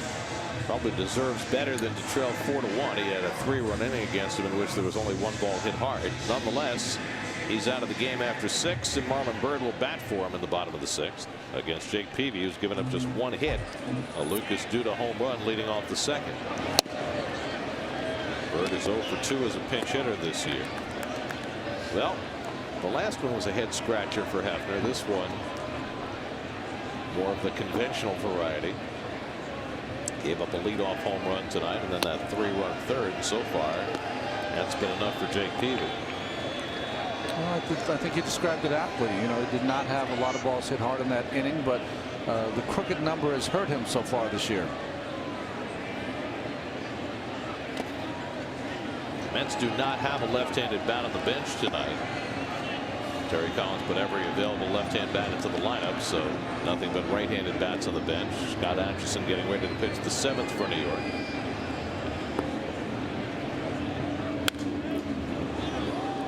Two and 2 to Byrd with Valdespin and Murphy to follow for the Mets in the 6th. Mets were held to 1 run and 5 hits in 10 innings last night, and held to 1 run and 1 hit so far tonight.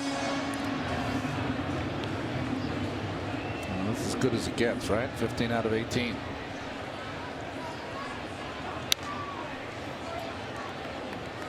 Luckily, Peavy's not pitching against the. See Valdespin on deck. The Toronto Blue Jays, or their announcers would be all over his hat. He's got rosin all over his cap. You know, we haven't talked about that. Perhaps that's a subject we should delve into, the Clay Buchholz, Jack Morris affair. Breaking ball low 3-2. If you missed it last week, the Red Sox starter Buchholz was seen with a white substance on his sleeve, or in his arm actually, and was seen reaching to his arm and getting some of that white substance on his hand. Bird grounds one over the bag. That's a fair ball down the line. Hits off the jutting stands, and Bird races for second. He's in standing with a pinch hit double. So the Mets have just their second hit of the night. Well, nice job by Marlin to keep this ball fair. It's supposed to be outside. It's down the middle.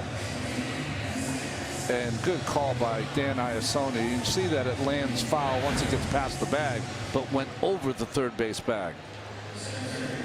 So the Mets have a leadoff base runner, and Jordani Valdespin coming up. Anyway, the Toronto broadcast saw it. Jack Morris, the great pitcher who's working Toronto TV, said that Buchholz was cheating. Buchholz said it's just rosin, which is legal. Yeah, well, what his mixture was is that he would have his arm wet and would take the rosin and kind of bang it up against his forearm to get a real sticky surface there, and that's where he would go to try to get some of that rosin. Unusual way to go get it. That's the thing that I think kind of startled Jack Morris. Usually what you do if you're a pitcher, if you have long sleeves especially, you keep one of your sleeves a little wet, usually the left one if you're a right-handed thrower, and then you get a little moisture on your hands, and then you go to the rosin. That's how you get a little stickiness. A little awkward way of doing it by Buchholz. Well, my question for you then, is there anything illegal about what Buchholz was doing? I don't think there's anything illegal about it at all. Does it look funny? Absolutely. But every pitcher who's ever see, when it gets warm, you don't need the water because you're sweating so much. So the sweat and the rosin gives you that real tackiness that you need to, or when you want to have, to grip the baseball. Buchholz just does it in a very kind of awkward way. Valdespin inside out, one foul. So what do you make of Morris's vehemence, which he later backed off on, about saying that Buchholz was cheating? Well, I think that since it looked so awkward and he had all the white stuff on his arm, the rosin on his arm, that it just looked awkward to Jack. So he thought that going to his forearm, he must have had some kind of foreign substance there, and it wasn't foreign. It's something other than rosin. Yeah, and it's allowed on every pitching mound in baseball. Oh. Peavy just has it on his hat. His arm, and his uniform. Well,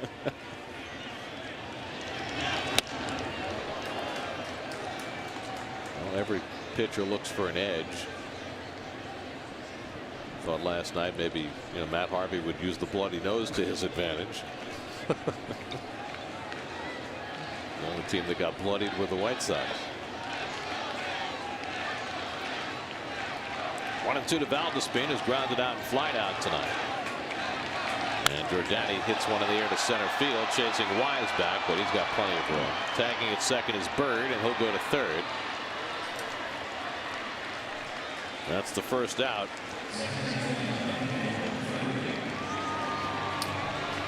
Well, time now for the AT&T trivia question. If you think you can stump Gary, tweet at SNYTV with a trivia question, and more importantly, and the answer also, and with the hashtag #StumpGary. So it's Wednesday Stump You, my friend. I just want to know, does our crack staff make sure that the answer is right before they ask the question? Oh, I would say probably not. If I had to have a guess. Well, that's honest.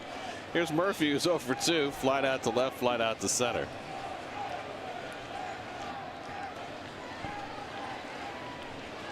Infield back for the White Sox, who sit with a 3-run lead in the 6th.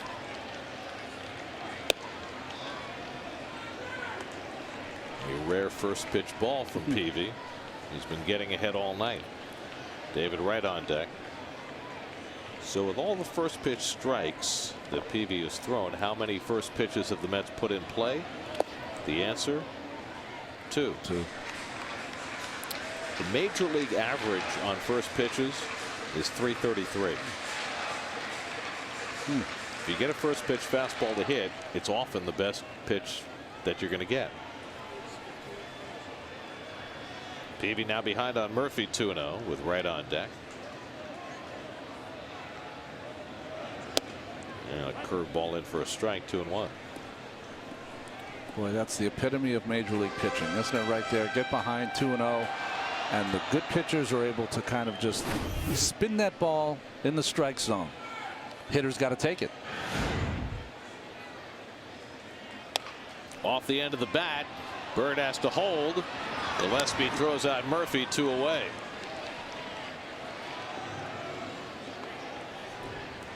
So Murphy unable to get that run in from third. 2 out, David Wright coming up. Let's check in with Brian Custer for this game break.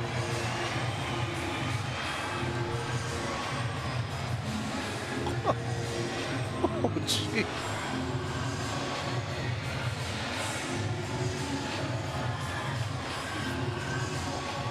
Was that our Andres Torres? That would be their Andres Torres. Yeah, he pitches. He's a different guy, isn't it? Plays a little better in that orange and black. It's amazing, isn't it? You know, we once put Kevin out in a raft in McCovey Cove. I'm not sure exactly what that flotation vehicle was. That was something out of a 1950s Ed Wood movie. Sci-fi B movie. Wright has struck out and walked tonight, 0 for 1. Now 2 for 15 lifetime against Peavy, who falls behind him 2-0. Peavy up to 94 pitches. He has thrown 100 or more pitches in virtually every start. 33 of his last 35 starts as Wright pops one a mile high. Down from first, Konerko to Cole, and he makes the catch to end the inning. So the Mets waste a leadoff pinch hit double by Marlon Byrd. On to the 7th now at Citi Field, 4-1 Chicago.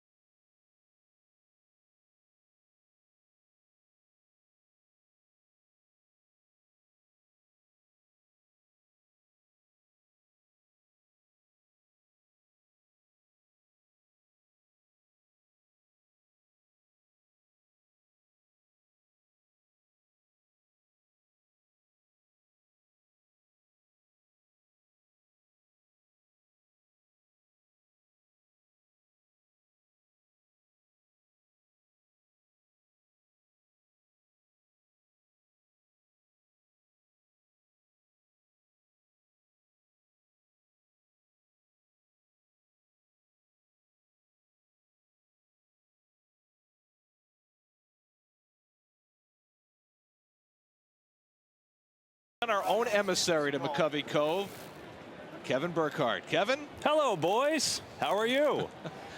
Not as wet as you are. As you can see, I'm drifting like crazy. How about this? Little skill right there. Where's Kevin? And at home run distance, and it's in the water. Go! Oh, Kevin. Kevin's a little I got no slow chance, on the Keith. Look how far away that is. Oh, come on. Show me something. That was back in Kevin's rookie season. If I'm not mistaken, I think I knew the guy that had the kayaks that Kevin ended up being on. That's one of my best memories of the entire thing. That was great. The proposition was raised about putting Kevin in the kayak, and you immediately said, oh, I know the guy who rents the kayaks. What? You what? Scott Atchison on to pitch to Alejandro De Aza, and he hits one out to left field. Duda drifts back to grab it, and De Aza's retired for the first time tonight. Ronnie, you've done a lot of amazing things since I've worked with you, but that was an all-timer. I mean, I'm talking on the plane ride out to San Francisco with Greg Picker, our producer, about the idea. And I believe you were sitting behind us and just popped in. Oh, I know the guy that does the kayaks out there. And sure enough, we show up. Oh, Ronnie sent us. Oh, sure. I got your kayak over here, and John's going to be your guy to get out there. It's unbelievable. One of the great hookups of all time. I mean, who knows the kayak guy? I was just happy that, you know, this was early in your career, Kevin, and I was happy we didn't lose you that night. Gary, I was worried about two things. Ike knocks it down and makes the play to Atchison for the second half. The first one was clearly dropping the mic in the water, and there was a current. I didn't expect the current out there that night, so I was worried about dropping the mic. The other one was dropping myself and having that all unfold and be on YouTube forever. It would have been a good shot of you upside down, though. It would have been good. By the way, how about the golf green behind me in that initial shot? Did you like that? I remember that. That guy had the two like forklift crates that he put a putting green on out there. Well, that experience of that ballpark has become second to none, hasn't it? Yeah, it's that place is unbelievable. But the kayaks are a lot fewer out there now.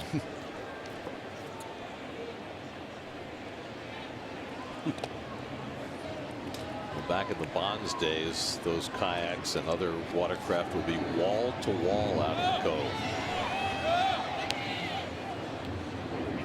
And they were oft rewarded. 1-2 to Rios, who doubled in a run back in the third inning. It's funny when you watch Rios hit, he kind of has a one kind of approach to hitting. And that approach worked. Yeah, likes that ball up in the strike zone. So a 2-out hit for Rios, his second hit of the night, and hit number 9 for the White Sox. So Jeremy Hefner went 6 innings. He allowed 4 runs, 8 hits, an intentional walk, and 5 strikeouts. Scott Rice staying hydrated in the Mets bullpen. There's Connor Gillespie, who had a 2-run pop-up double that really was the crowning blow on Hefner's night. That came in the third inning when the White Sox put together 4 straight hits, only one of which was struck well.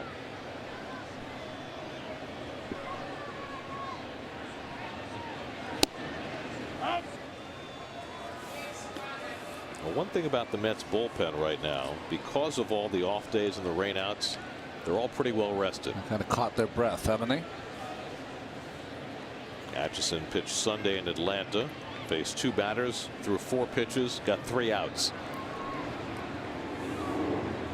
That's high efficiency. Ahead on Gillespie, 0-2.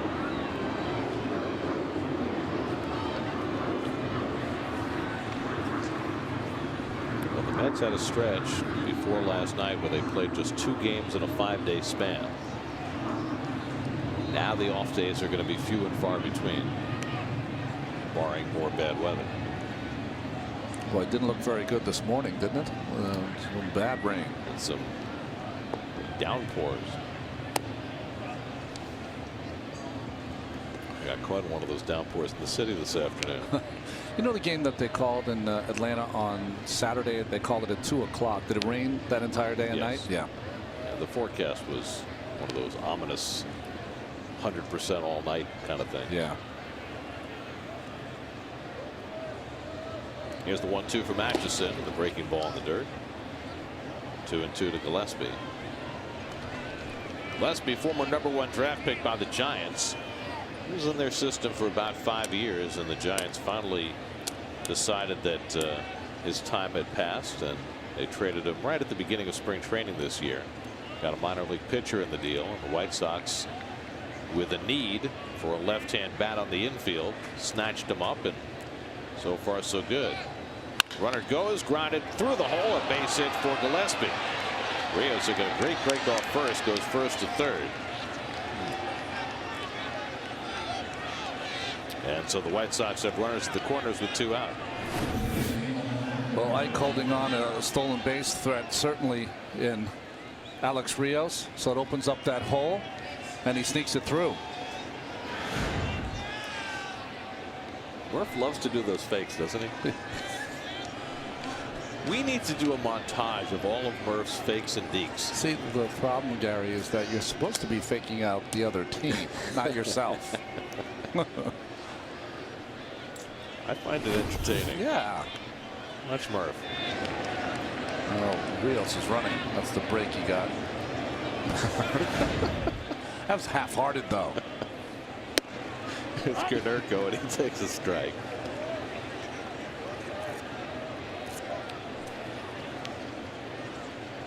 Murph does not do anything half-heartedly. No. Konerko has struck out and flied out twice, 0 for 3 tonight.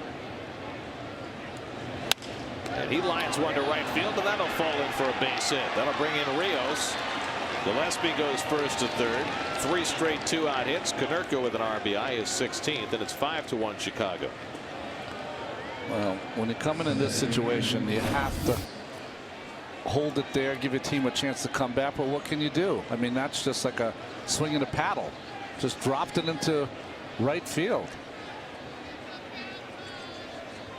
Well, the first hit by Rios was well struck, but Gillespie rolls one through the right side. Konerko swings at a slider off the plate and dumps one into right. That adds a run, so the Mets will make a pitching change. Call to the bullpen brought to you by Verizon Fios. Scott Rice coming on. We'll be right back.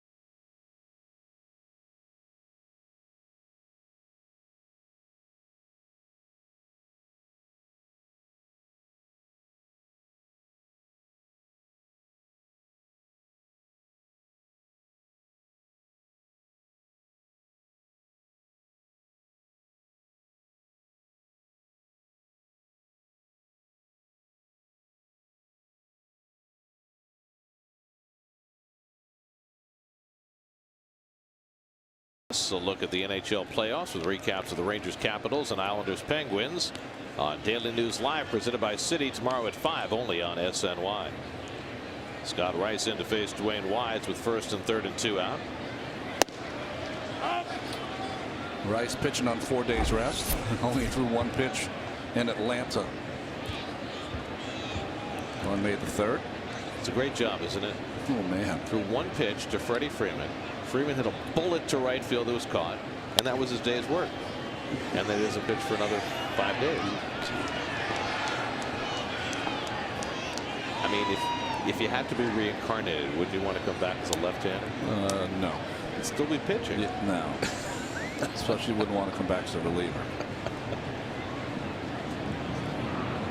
Wides is 1 for 3 tonight. And Buck knocks down the potential wild pitch with a runner at third.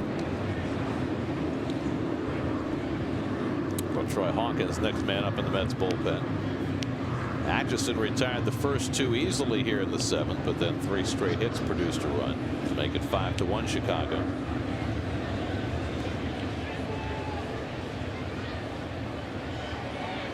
And another one. Boy, what a good stop there by Buck. I mean, that ball was thrown about 55 feet. It's that turnover kind of changeup that he has, and just perfect form by Buck.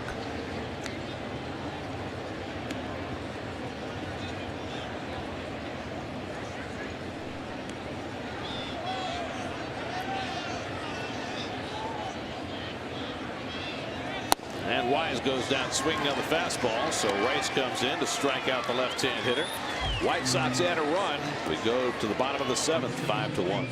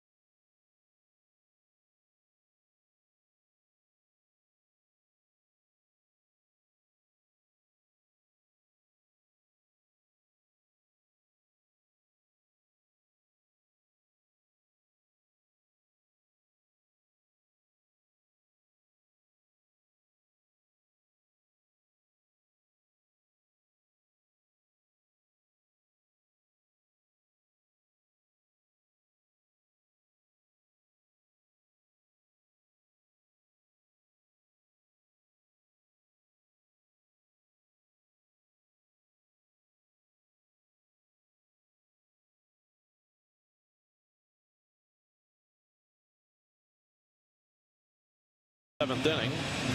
After missing a week and a half because of back spasms, he's allowed just 2 hits over the first 6 innings. Lucas Duda had the only one of consequence, a home run leading off the 2nd. Marlon Bird's pinch hit double, the only other hit. And now Duda starts the bottom of the 7th. It'll be Duda, Buck, and Baxter for the Mets as they try and fight back against Peavy, who's been maybe not his sharpest, but certainly has been on his game tonight. Matt Thornton, the left-hander, up in the White Sox bullpen.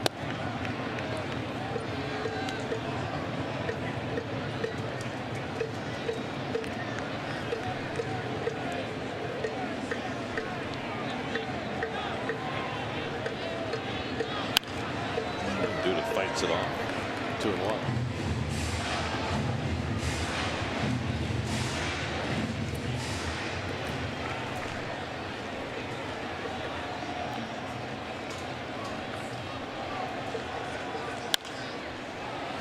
The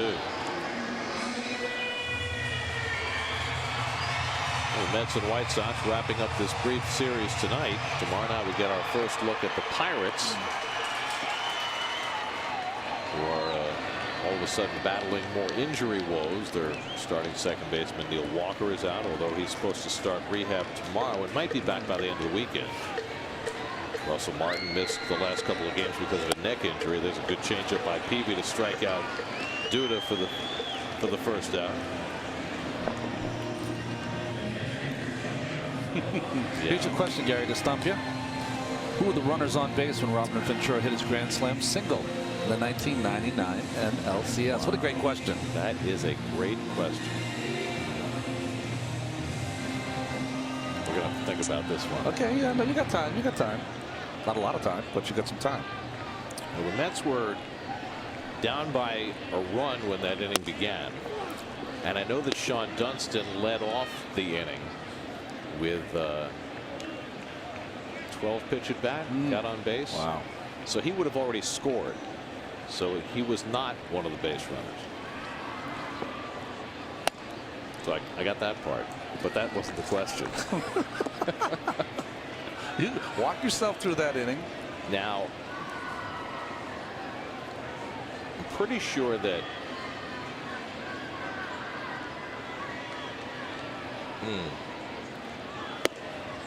pretty sure that Todd Pratt drew the walk that tied the game. Of course, he was the one who ended up tackling Ventura After he went around second, right? So he would have been one of them. Gosh. Flowers coming back for a look, and that's in the crowd. If Pratt were hitting, he would be. Was he pinch hitting? I'm trying to put the lineup where it would be. Well, it was the 15th inning, remember? Yeah. So, but Robin would have played all 15, and certainly would have been a middle of the hitter lineup, right? Yeah, I'm pretty sure Alfonso was in the middle of that somewhere because he generally was. Yeah.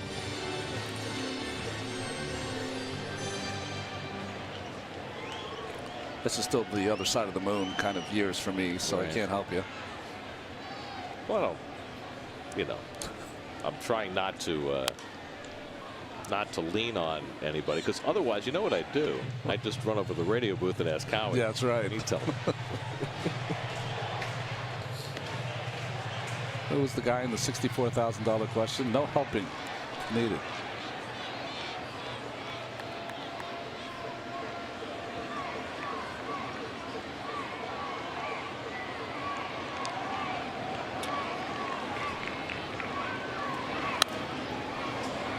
So 2-2 to Buck. How long do I have to ascertain? I would say, next half inning that we've been given the word by the producer, Greg Picker. Yes, so. That would give me lots of time to look it up if I were. Well, you're not going to do that. Oh, I know. Yes, we don't do that. We don't play that game. I mean, what would be the point? Yes, exactly. You're not calling the 900 number when you're working on the crossword, do you? Of course not, right? I didn't even know there was a 900 number. Swing and a miss, and Peavy strikes out Buck. So back-to-back strikeouts for Peavy to start the 7th. He's got 6 for the night.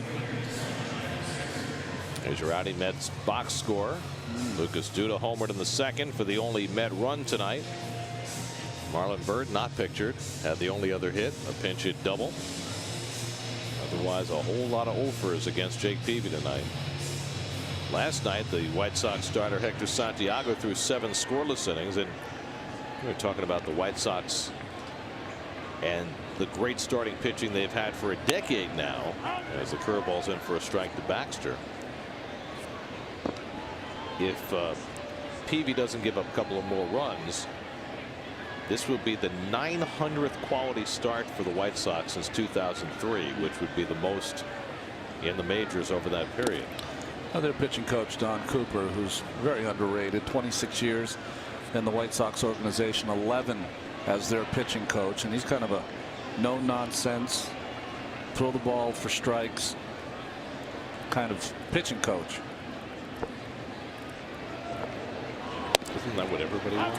No, yeah, but you know what I mean. Like he tries to work with each individual. There's not as much of that. Well, just watching film, but not as much emphasis on it. He's talking to Robin Ventura, having a laugh. When the White Sox swept the World Series from the Astros in 2005, their starting pitching was tremendous. Oh, yeah.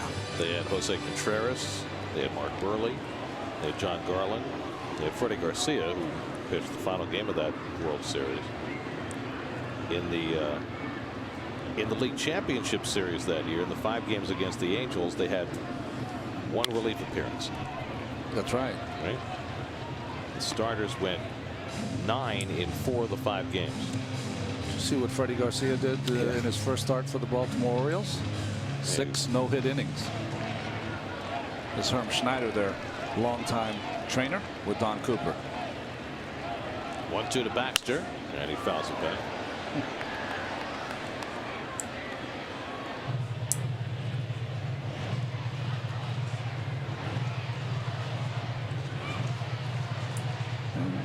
Lots of smiles when it's 5-1.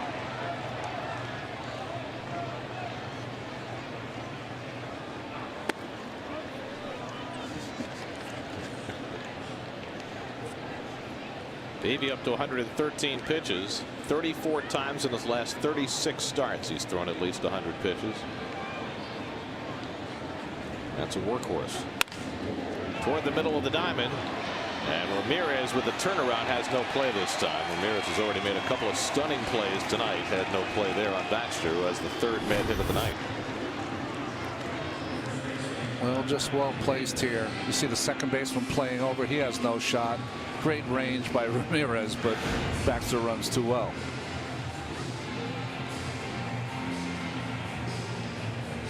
Well, here comes Robin Ventura, and so that's going to be all for Peavy. He's got the left-hander Thornton up in the bullpen. He's going to make a double switch here and bring in Thornton to face Ike Davis. So 114 pitches for Peavy after getting scratched a couple of times in the last week because of back spasms. Enough for him tonight. A well-pitched game by Peavy, and now the White Sox go to the bullpen. 5-1. We'll be right back.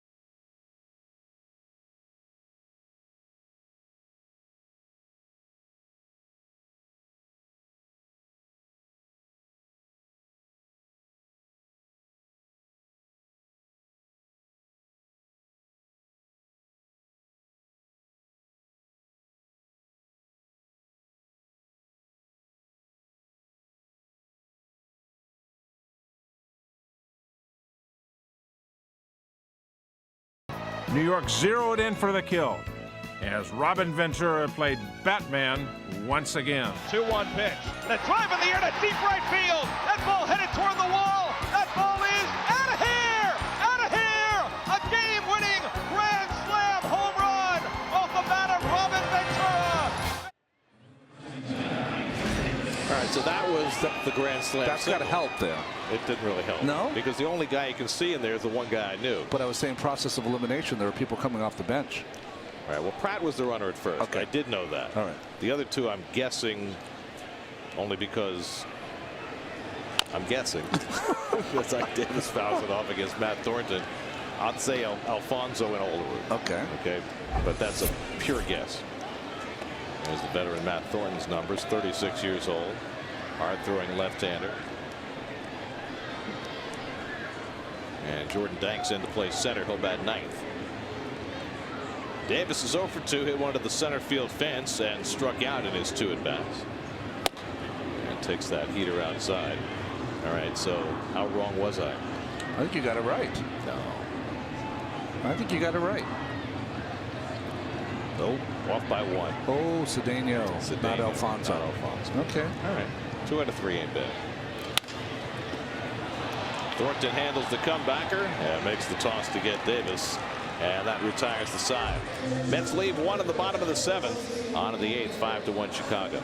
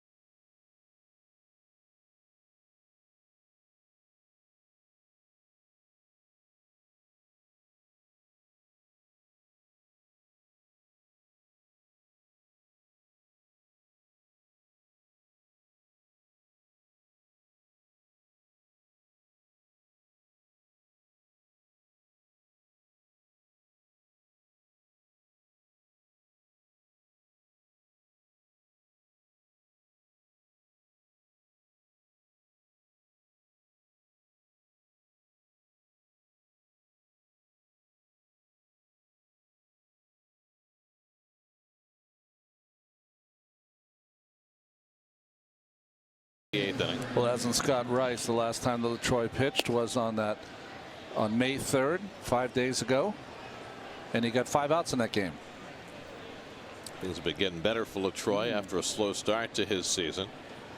Lower third of the order, Tyler Green, Tyler Flowers, and not Tyler, Jordan Danks, the 3 men scheduled up for the White Sox. Chicago 5 runs, 11 hits. The Mets 1 run and 3 hits. Anyway, going back to that grand slam single, here's how the inning went, which now we've looked up. Sean Dunston, 12 pitch at bat, led off with a single. Matt Franco walked, and then Cedeno pinch ran for Franco. So that's how he ended up at third base. Fonzie was up next. Alfonso sacrificed. Imagine that. Wow. Then they intentionally walked Olerud.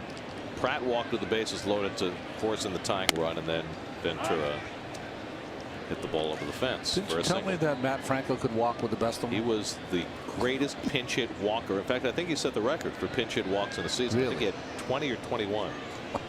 I mean, you talk about your obscure records. I mean, most pinch hitters go up there looking for the first pitch to hack. That's but right. Franco had that knack. Now, you asked me the other piece of the trivia question That's right. about that. You wanted to know who the pitcher was. And he was the rather obscure right-hander Kevin McGlinchey, who threw the pitch. By that time, you're in what, the 15th inning? You know who pitched great in that game for the Mets? Well, a lot of people did because they used 9 pitchers, but Kenny Rogers, who would later be vilified for issuing the bases loaded walk in Game 6 that lost the series. But the other guy who pitched brilliantly in that game, and he was a rookie that season, and he's only lasted forever since, is Octavio Dotel. It's funny we would get that and still pitching. It's funny that we would get that trivia question because you and I were talking before the game about Roger Cedeno, remember? Right. And how he had such a good year that year. And the fact that Ricky Henderson was a great mentor for Cedeno that year. It's probably the best year that Roger ever had. Probably the first time Ricky's ever been used with the word mentor in the same sentence. Green hits one toward the right field line, but that's where Baxter's playing. And that's the first out.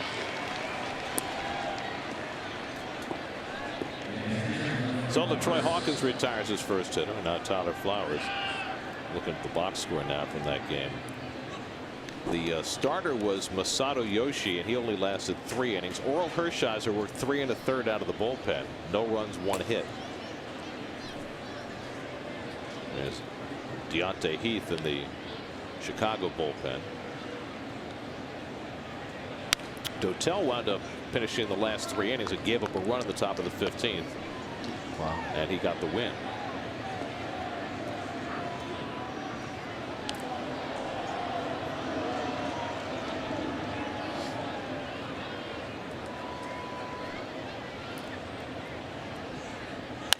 Flowers bounces one down to third. Right makes the long throw on the hop, and safe at first is Flowers. So the catcher Flowers beats out the infield hit. Well, that's the not knowing who's running. David took way too long, and Flowers, who runs really well for a catcher, hustles down that line and gets himself a base hit. That's something we would see from David 2 or 3 seasons ago routinely that he usually does not do anymore. The glove tap. Yep. Here's Jordan Danks, who came in on the double switch, appeared last night and was the 11th strikeout victim for Matt Harvey. The day before yesterday, he had an 11th inning home run to win a game in Kansas City.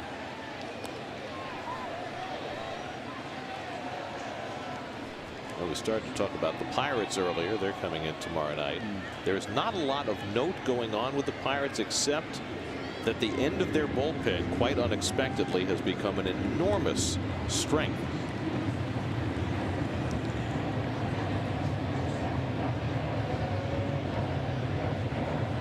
They installed Jason Grilli as their closer this year. He's been untouchable, and Mark Melancon, the former Yankee, has been just as good as the 8th inning guy. Yankee, and struggled Mark Melancon when he was in Boston, but he's turned it around. You're right. Jason Grilli's been unbelievable.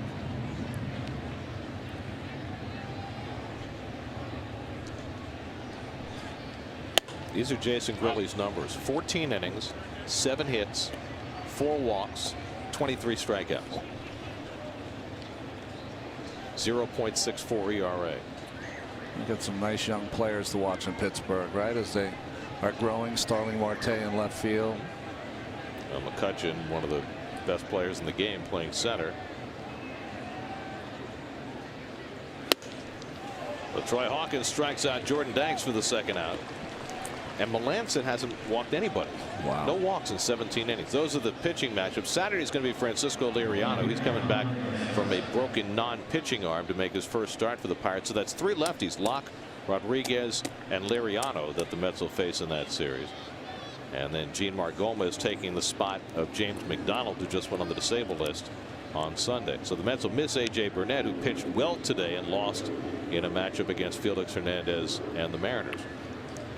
And A.J. has been their best pitcher by far. Ever since he's gone over there.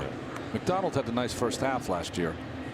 Alejandro De Aza, big night tonight for the White Sox. 3 for 4, led off the game with a home run. Got a 3-run rally started with a bunt single in the 3rd, and then singled to center and stole a base in the 5th.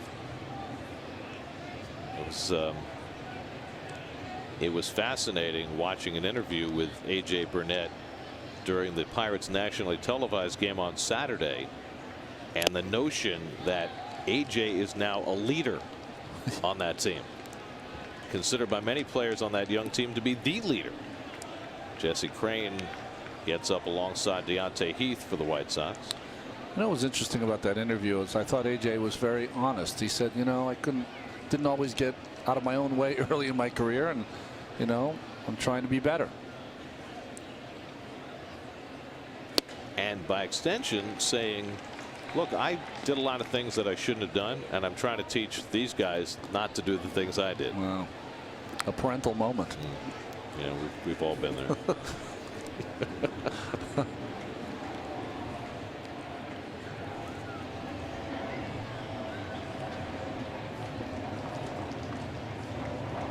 Hawkins ahead 1-2 on De Aza. And a check swing, strike 3 called. Inning over. Back-to-back strikeouts for Hawkins. Mets come to bat in the bottom of the 8th against the White Sox bullpen, down by 4.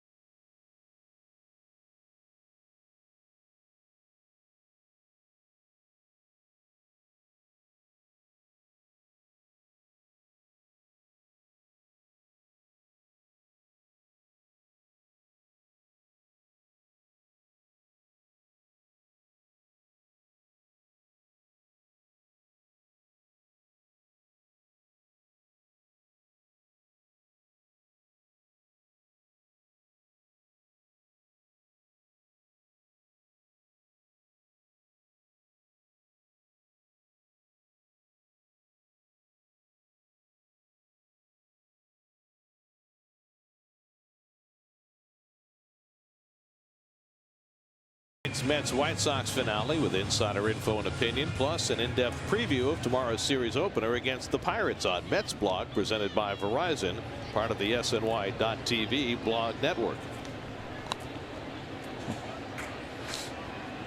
Home eighth inning, Ruben Tejada leads off against Matt Thornton and takes a strike. Thornton, 36 years old and still bringing it. He's pitching now better than he ever has. He's good for about 70 games a year. And he can do what he's doing here. He can finish an inning and start the next inning.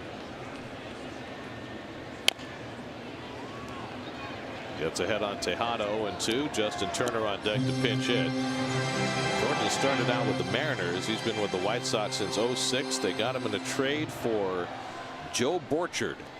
Remember, big outfielder from Stanford. That's supposed right. to be a big prospect and never quite panned out. He played with Miami for a short time too, didn't he?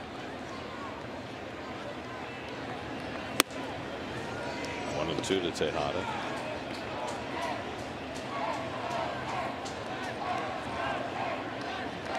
Jerry's Familia gets up in the Mets bullpen. Tejada 0 for 2 tonight, couple of ground balls. And Thornton missing with a slider, 2-2. Jake Peavy went 6 2/3, allowed 1 run and 3 hits, walked 2, struck out 6. In line for his 4th win against 1 loss this year.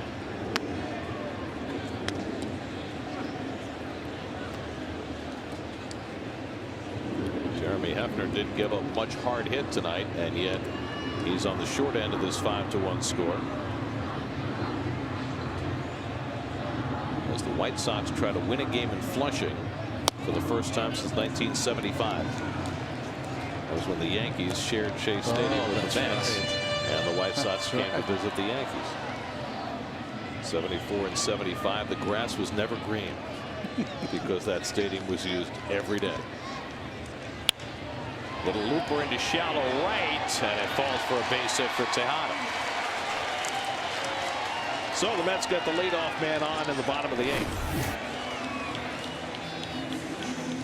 Well, 2 strike, 3-2 hit from Tejada. What new? I loved his attitude. He was asked, and you guys were on the road, I don't know if you read it, asked him about his prowess hitting with 2 strikes. He said, well, I think of it as 3 chances. I try to make sure I use each one. Well, he's been the king of 3 and 2, that's for sure. Here's Justin Turner to pinch hit.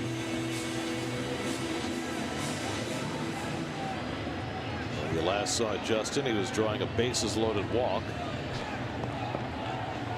as a pinch hitter in Atlanta. By the way, speaking of Atlanta, it was so stunning when David Wright hit that home run against Craig Kimbrell on Friday night. Imagine how stunning it was yesterday when, with 2 out of the 9th, Kimbrell gave up back-to-back home runs to lose a game in Cincinnati. Mesoraco and Chu, right?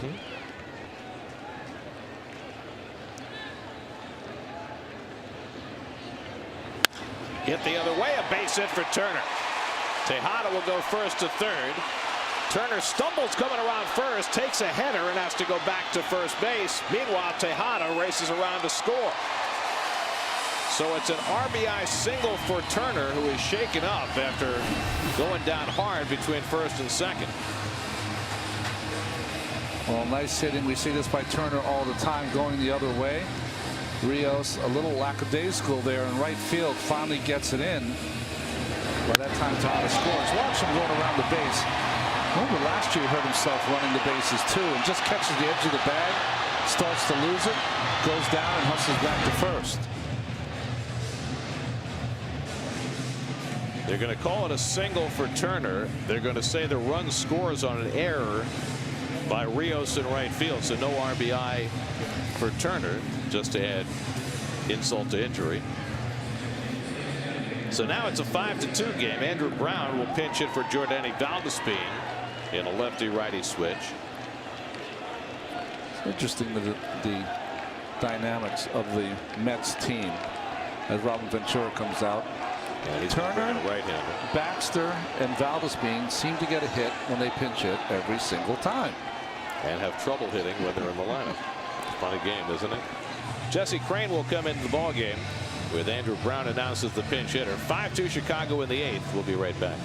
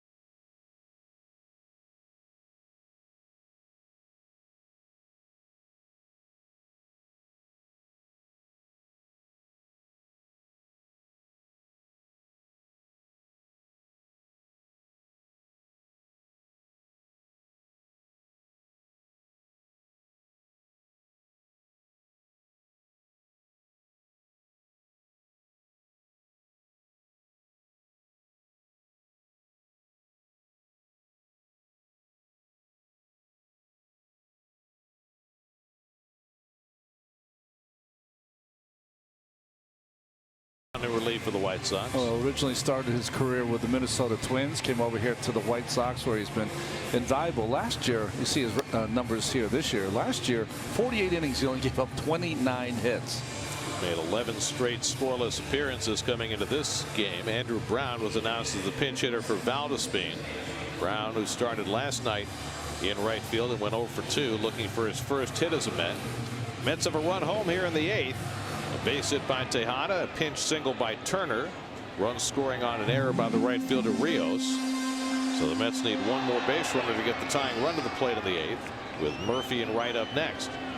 So a big chance for Brown to contribute here against 31-year-old Jesse Crain.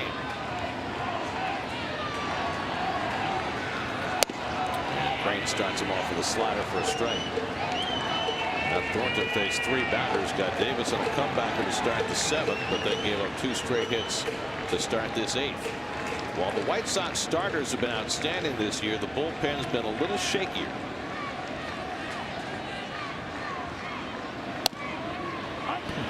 And quickly 0-2 to Brown. Wow, 2 perfect sliders by Crain on the outside corner to Brown. And you can't throw a better one than this.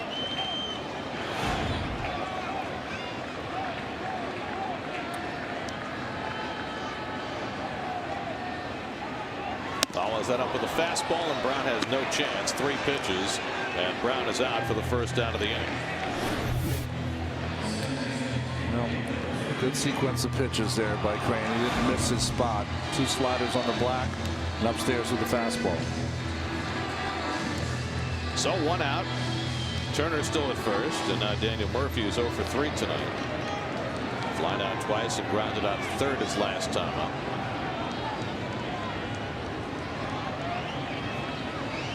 David Wright waiting on deck, and Murphy attacks the first pitch fastball and fouls it back.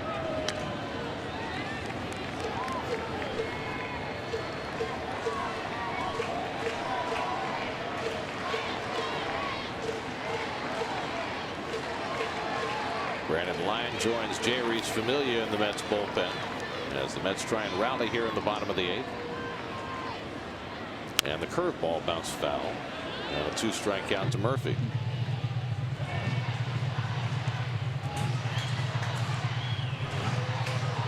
I'm not sure what Turner hurt when he took that header coming around first base.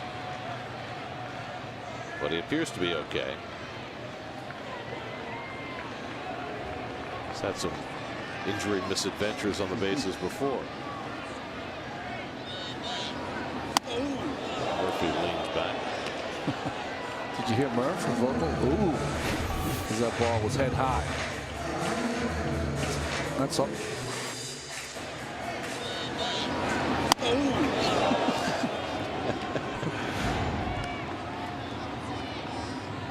1-2. Got him. Crane strikes out Brown, strikes out Murphy. 2 out of the inning.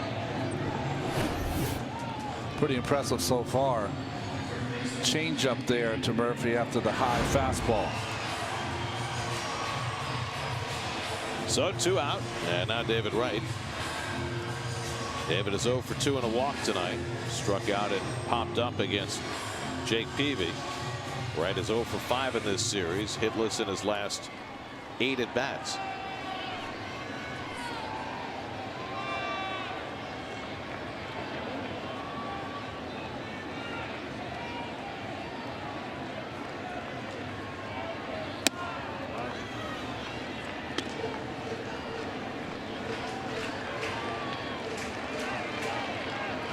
Lucas Duda would be next.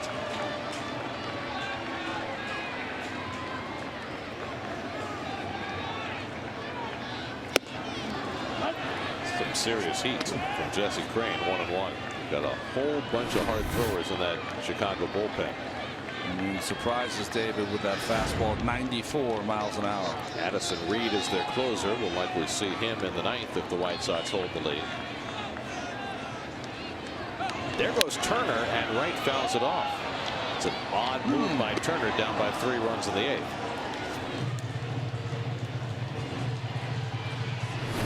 It has to be one of those where he's not paying attention to Turner, but still, my thought is this: that's just a gamble that I wouldn't want to take. You got your hitter up that can hit a 2-run home run at any time with 2 outs, catch you back into this game.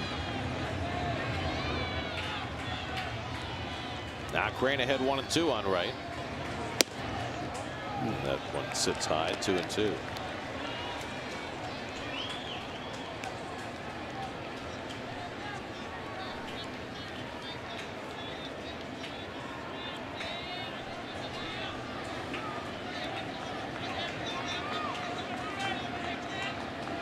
And Wright swings and fouls back the fastball. Pretty good cut at that. David's getting a much better cut of that fastball up in the strike zone, hasn't he? Bringing back to mind what you mentioned earlier about the Kimbrel home run. 464 foot to right center. Kimbrel home run.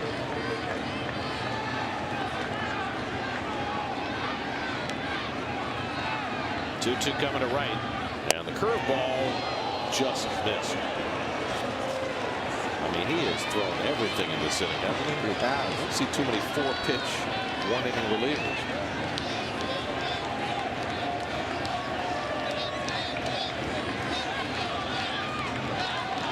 Now Turner will be running. 3-2 to right. And the curveball, and he walked him, and the Mets will get the tying run to the plate. Interesting selection there, considering the situation. Wright can't beat you. Now Duda comes up as the tying run. Oh, that's a bad choice there. I mean, if it works, okay, it's great, but it's a bad choice. You want to challenge David there, and worst that happens, you still got a lead. So now Duda, who was responsible for the first Mets run, hit his 7th home run of the year into the Pepsi porch in the 2nd. Struck out twice after that against Peavy. And now faces Jesse Crane. With 2 on, the Mets down by 3. See the defense in the infield, swung around a little bit, but no shift on, especially with the runners on. Turner at second, Wright at first, 2 down. And Duda takes the first pitch slider for a strike.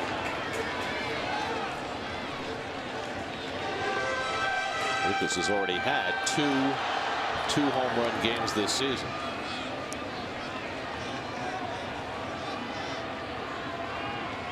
Right fielder Rios playing very shallow. This Good slider, and it's 0-2. It's like they all have different charts, right? When you look at the outfield. On the left, Deaza has an accurate arm. In middle, Jordan Danks does not have the arm of Dwayne Wise, and Alex Rios, 79 assists, third amongst active outfielders. In part because he does play so shallow. 0-2 to Duda. He takes the fastball high, but I don't think we've ever seen a right fielder play this shallow against Lucas Duda.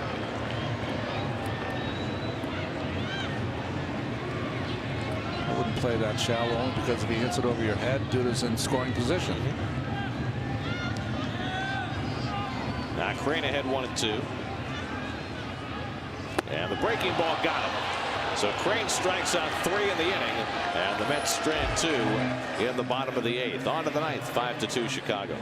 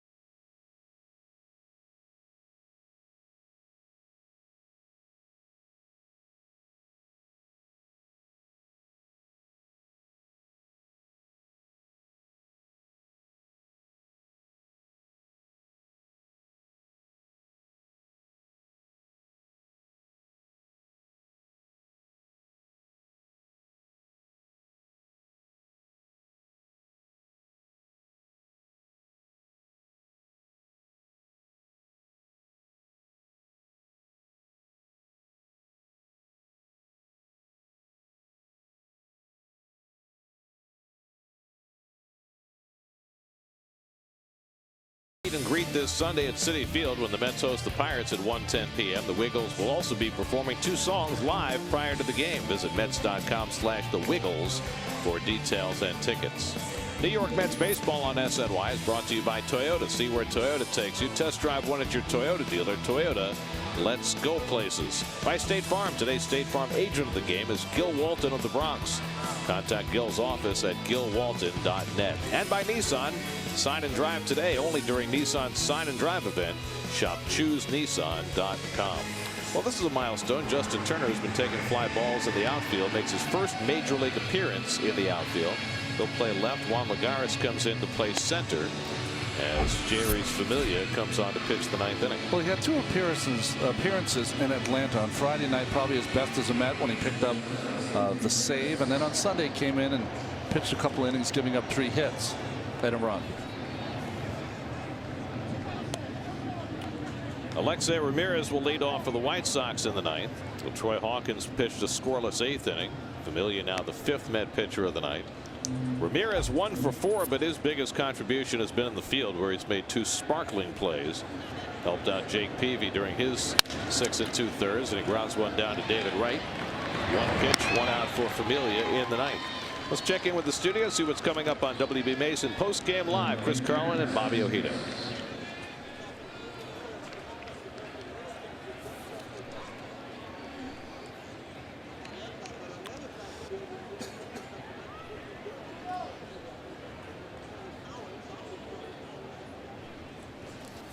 All right, we'll see you guys later. Here's Alex Rios, who's 2 for 4 on the night, a single and a double. He's driven a run and scored 2. And Familia throws a fastball for a strike. Addison Reed, the White Sox closer begins to get loose in the Chicago bullpen.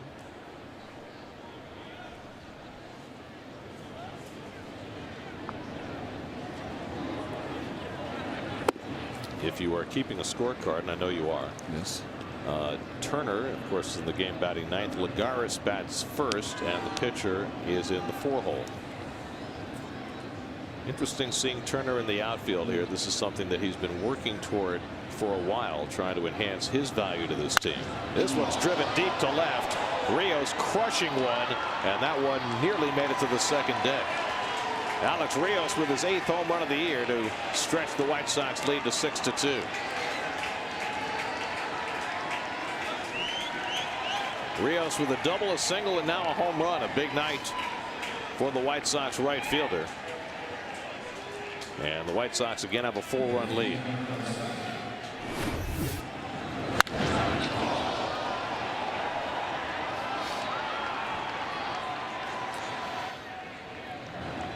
Boy, it just opens that front side.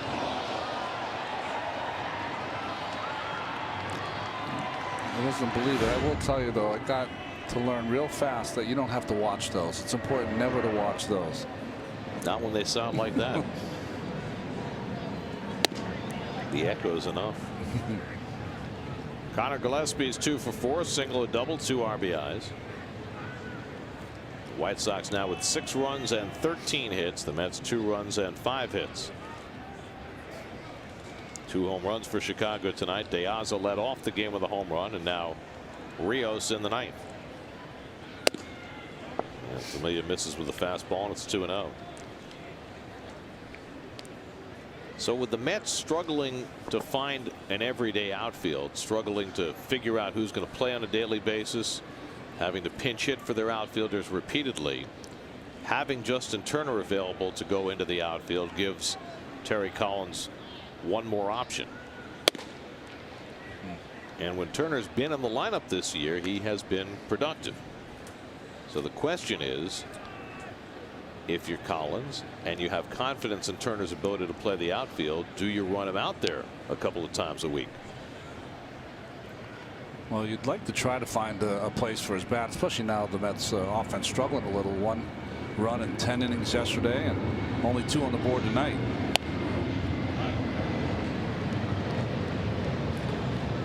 Another big strikeout night for the Mets too, right? 9 now. Paul Konerko waits on deck. Familia behind on Gillespie, 3-1. Yeah, that's ball 4. So after the home run by Rios, Familia walks Gillespie.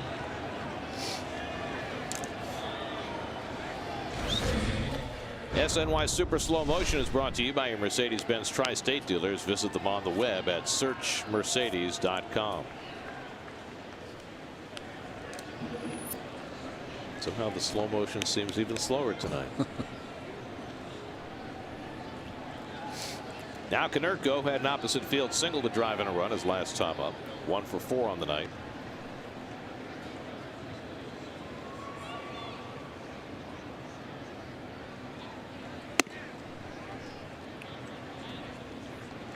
Pitcher is due up next, and Casper Wells is out on deck. Excuse me, Ron. Sorry about that, Gary. I was just saying that John Buck's going out to talk to his young right-hander, who now, post giving up that home run, now has lost the strike zone. Well, we just tell him, be aggressive. Hitter was lucky. Keep going after these guys. Mixed bag for Familia on that last road trip he had. The first career save on Friday night against the Braves after the Mets had run through their entire bullpen. And he came back 2 days later and gave up a couple of runs, including a long home run by Freddie Freeman. Konerko tries to keep that ball fair. 1-1.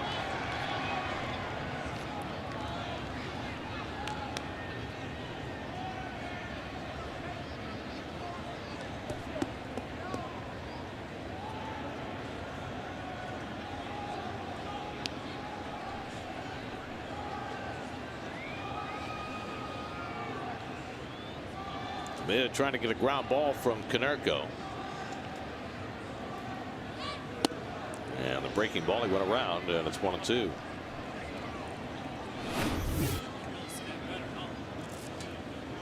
Boy, that's good breaking ball there by Familia.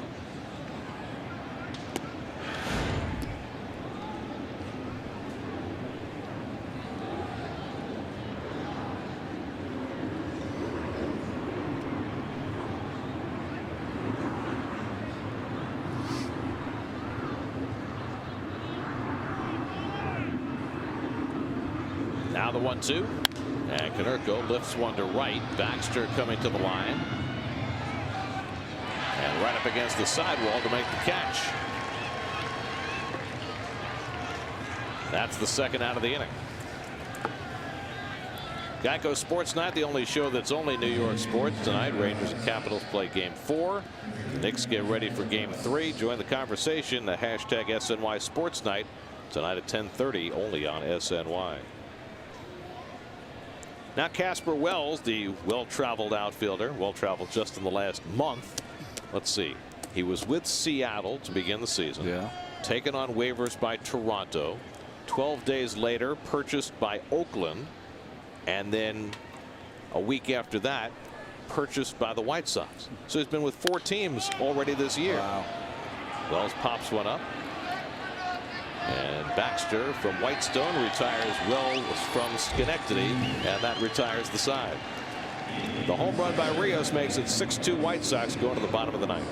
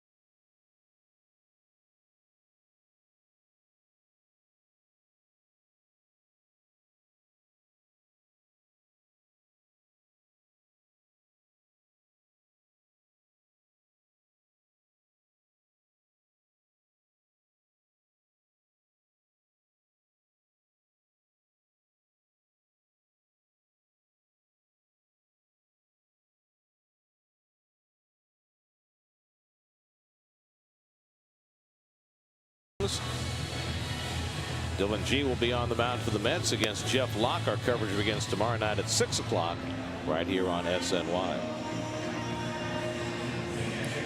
Addison Reed comes on to try and finish things off for the White Sox. Well, set a rookie saves record for the Chicago White Sox last year with 29. Attended San Diego State University, where he was the teammate of Steven Strasburg. It's a big shadow. John Buck will lead off in the 9th inning for New York. Buck, Baxter, and Davis due up. Mets have been behind from the first batter of the game. Alejandro Diaz hit a home run. Lucas Duda tied it briefly with a home run in the second, but the White Sox got 3 in the third and have not looked back. Buck 0 for 3 tonight. So he is now 0 for his last 13 as he takes his final trip to the plate tonight. Jake Peavy went 6 2/3. He's in line for the win for Chicago. And Reed now in a non-save situation trying to close it out.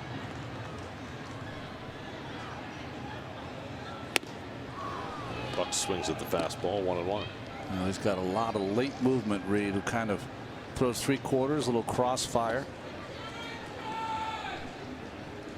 Mike Baxter on deck.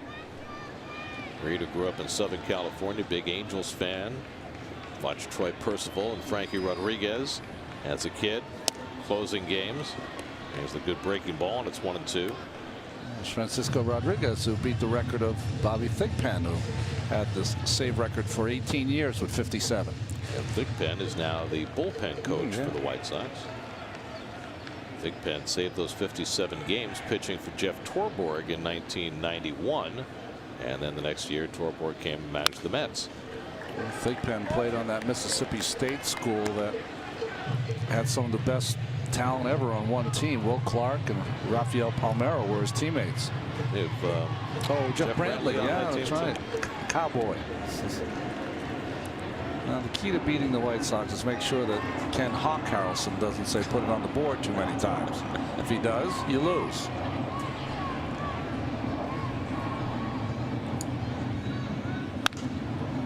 It depends if you get the single yes or the double yes.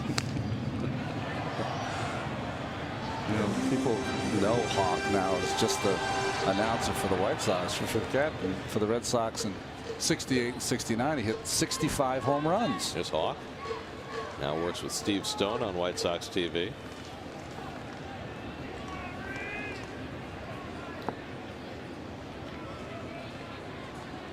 Here's the 1-2. Taken for a call, third strike. Out looking at that front door slider. It's almost like Mark Carlson waited a beat. Let me see. Is this good enough for me to call a strike in a 6-2 game? Okay. It's one of those breaking balls that doesn't really break, stays on the inside corner, and got the call. So 1 out and nobody on. You know, when Hawk Harrelson was playing for the Red Sox, here as a Met fan, we thought of him as the other Harrelson. Oh, that's right, because you had Buddy. Right. Baxter 1 for 2 and a walk.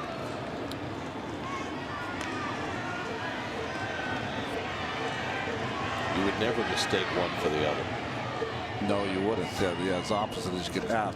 I was thinking, you know, after Tony Conigliaro got hurt, the Red Sox were always searching for that right-handed pull hitter that could take advantage of the Green Monster, and Harrelson did it better than most. Remember, Danny Cater was the guy. Right? You know. Well, Danny Cater they got for Sparky Lyle. That's right. Not a beloved trade in Boston. Well, you know, Sparky was considered kind of a loose cannon, which he certainly was. But he really blossomed when he got to the Yankees.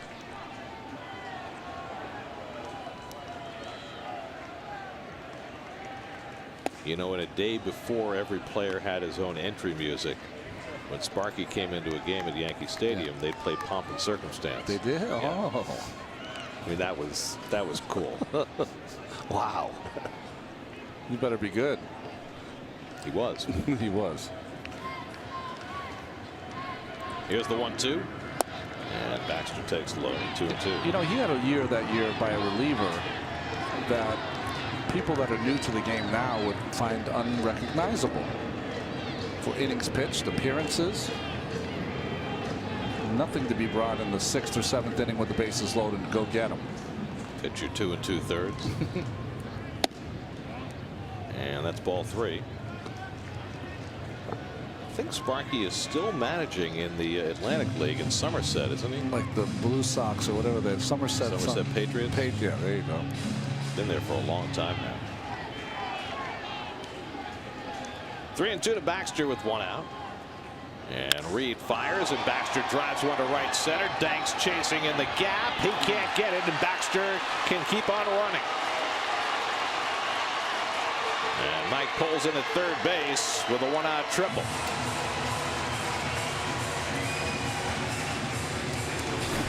Well, Robert Ventura made an interesting double switch in the 6th, putting Jordan Danks and taking Dwayne Wise out of the ball game. One of the Wise being one of the best center fielders, and Danks certainly does not have the speed of Wise and could not get to this ball. Line drive hit by Baxter. First triple of the year for Baxter, the 4th of his major league career. So the Mets have a 1-out base runner for Ike Davis. Ike is 0 for 3 tonight. He was robbed of an extra base hit by Wise back in the second inning, when Wise, who was playing very shallow, went all the way back to the center field fence to reel in Davis's long drive. Reed throwing a lot of breaking balls, up by 4 runs in the 9th inning. Well, it's that notion of your closers coming in a non-save situation. You never know exactly what you're going to get.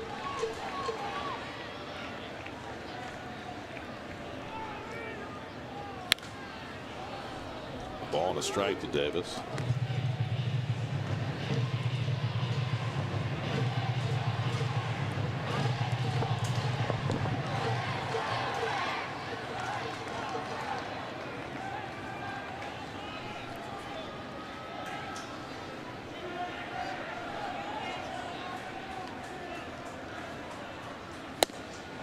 There's a good fastball, and it's 1-2. Ike's latest skid stands at 4 for his last 27. It's been 6 weeks of skids so far for Ike. Ruben Tejada on deck.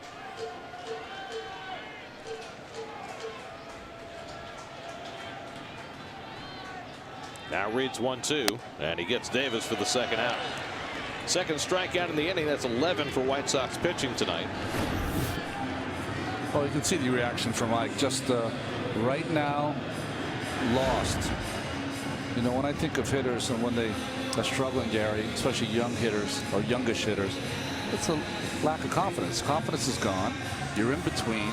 You're behind the fastball, and you're ahead of the breaking ball. And that's where Ike is right now, right in the middle of it. That's striking out 11 times tonight. That's 12 times in 30 games the Mets have been in double figures in striking out. So the Mets are down to their final out of the night. Ruben Tejada, who had a bloop single and scored a run in the 8th inning, tries to keep the game alive and takes outside from Reed. 1-0.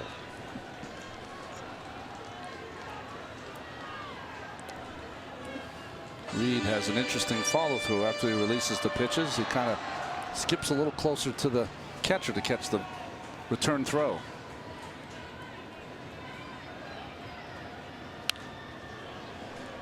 A ball and a strike to Tejada. Addison Reed, just 24 years old.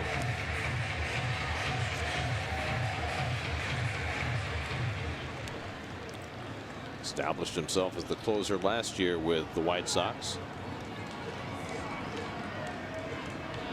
Back end of a very talented bullpen.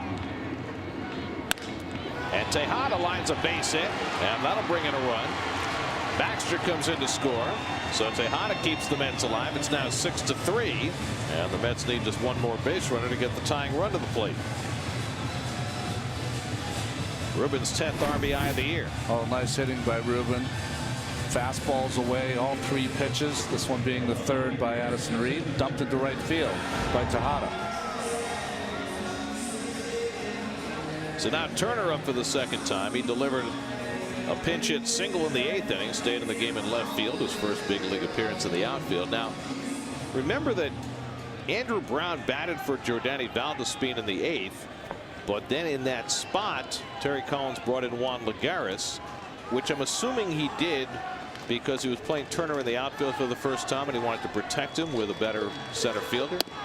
Anyway, Lagares winds up being on deck as Tejada takes second on defensive indifference. Unless there was something wrong with Brown. In any event, it's Lagares who winds up being on deck if Turner can keep the game going.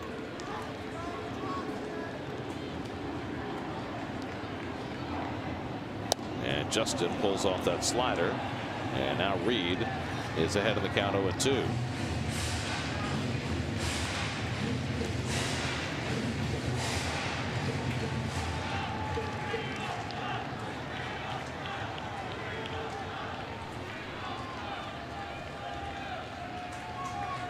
Mets are down to their final strike.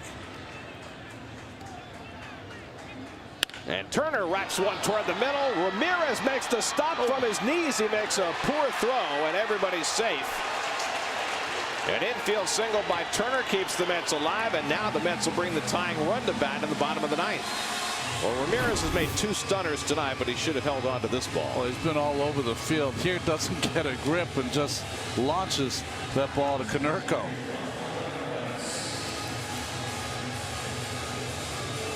You know, I've seen him play a lot. I have not seen him make that many great plays. I didn't realize he had that kind of range. So now Juan Lagares, who's just 2 for 18 in his big league career, has a chance to do something special. Just trying to keep this game alive with Murphy and Wright to follow. 2 out, 2 on, last of the 9th. Turner takes off, and he takes second on defensive indifference. So that takes off the force at second base, which was important when Tejada took second, because otherwise maybe Ramirez might have been able to get a force at second base on the previous play. 1-0 to Lagares.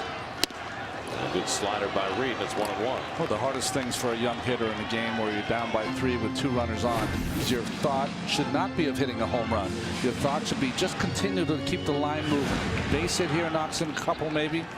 Get it to Murphy. Get it to Wright.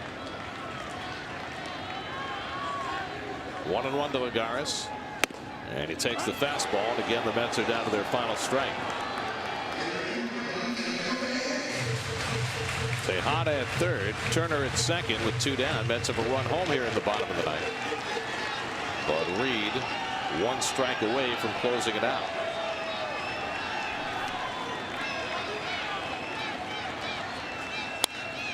Lagares able to waste away that slider and stay alive. Daniel Murphy would be next. That's with their backs to the wall in the bottom of the 9th.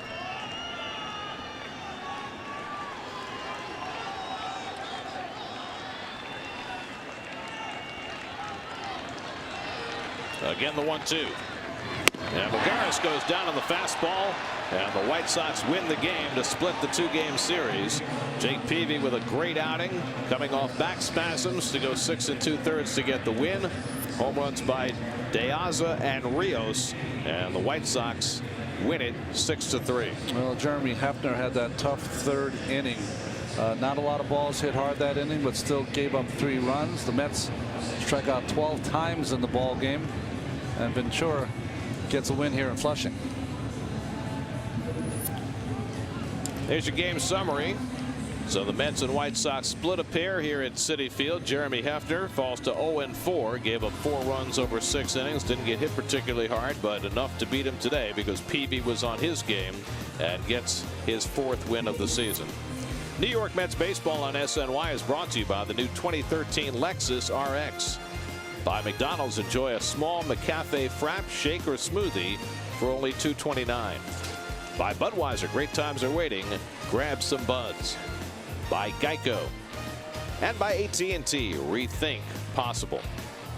Final score, White Sox 6 and the Mets 3. Tomorrow night, the Mets and Pirates start a 4-game series here at Citi Field. Dylan G pitches against Jeff Locke. Our coverage begins tomorrow night at 6 o'clock right here on SNY. Now for Ron Darling, Kevin Burkhardt, and our entire SNY crew, I'm Gary Cohen at Citi Field. Time for WB Mason post-game live. Let's join Chris Carlin and Bobby Ojeda.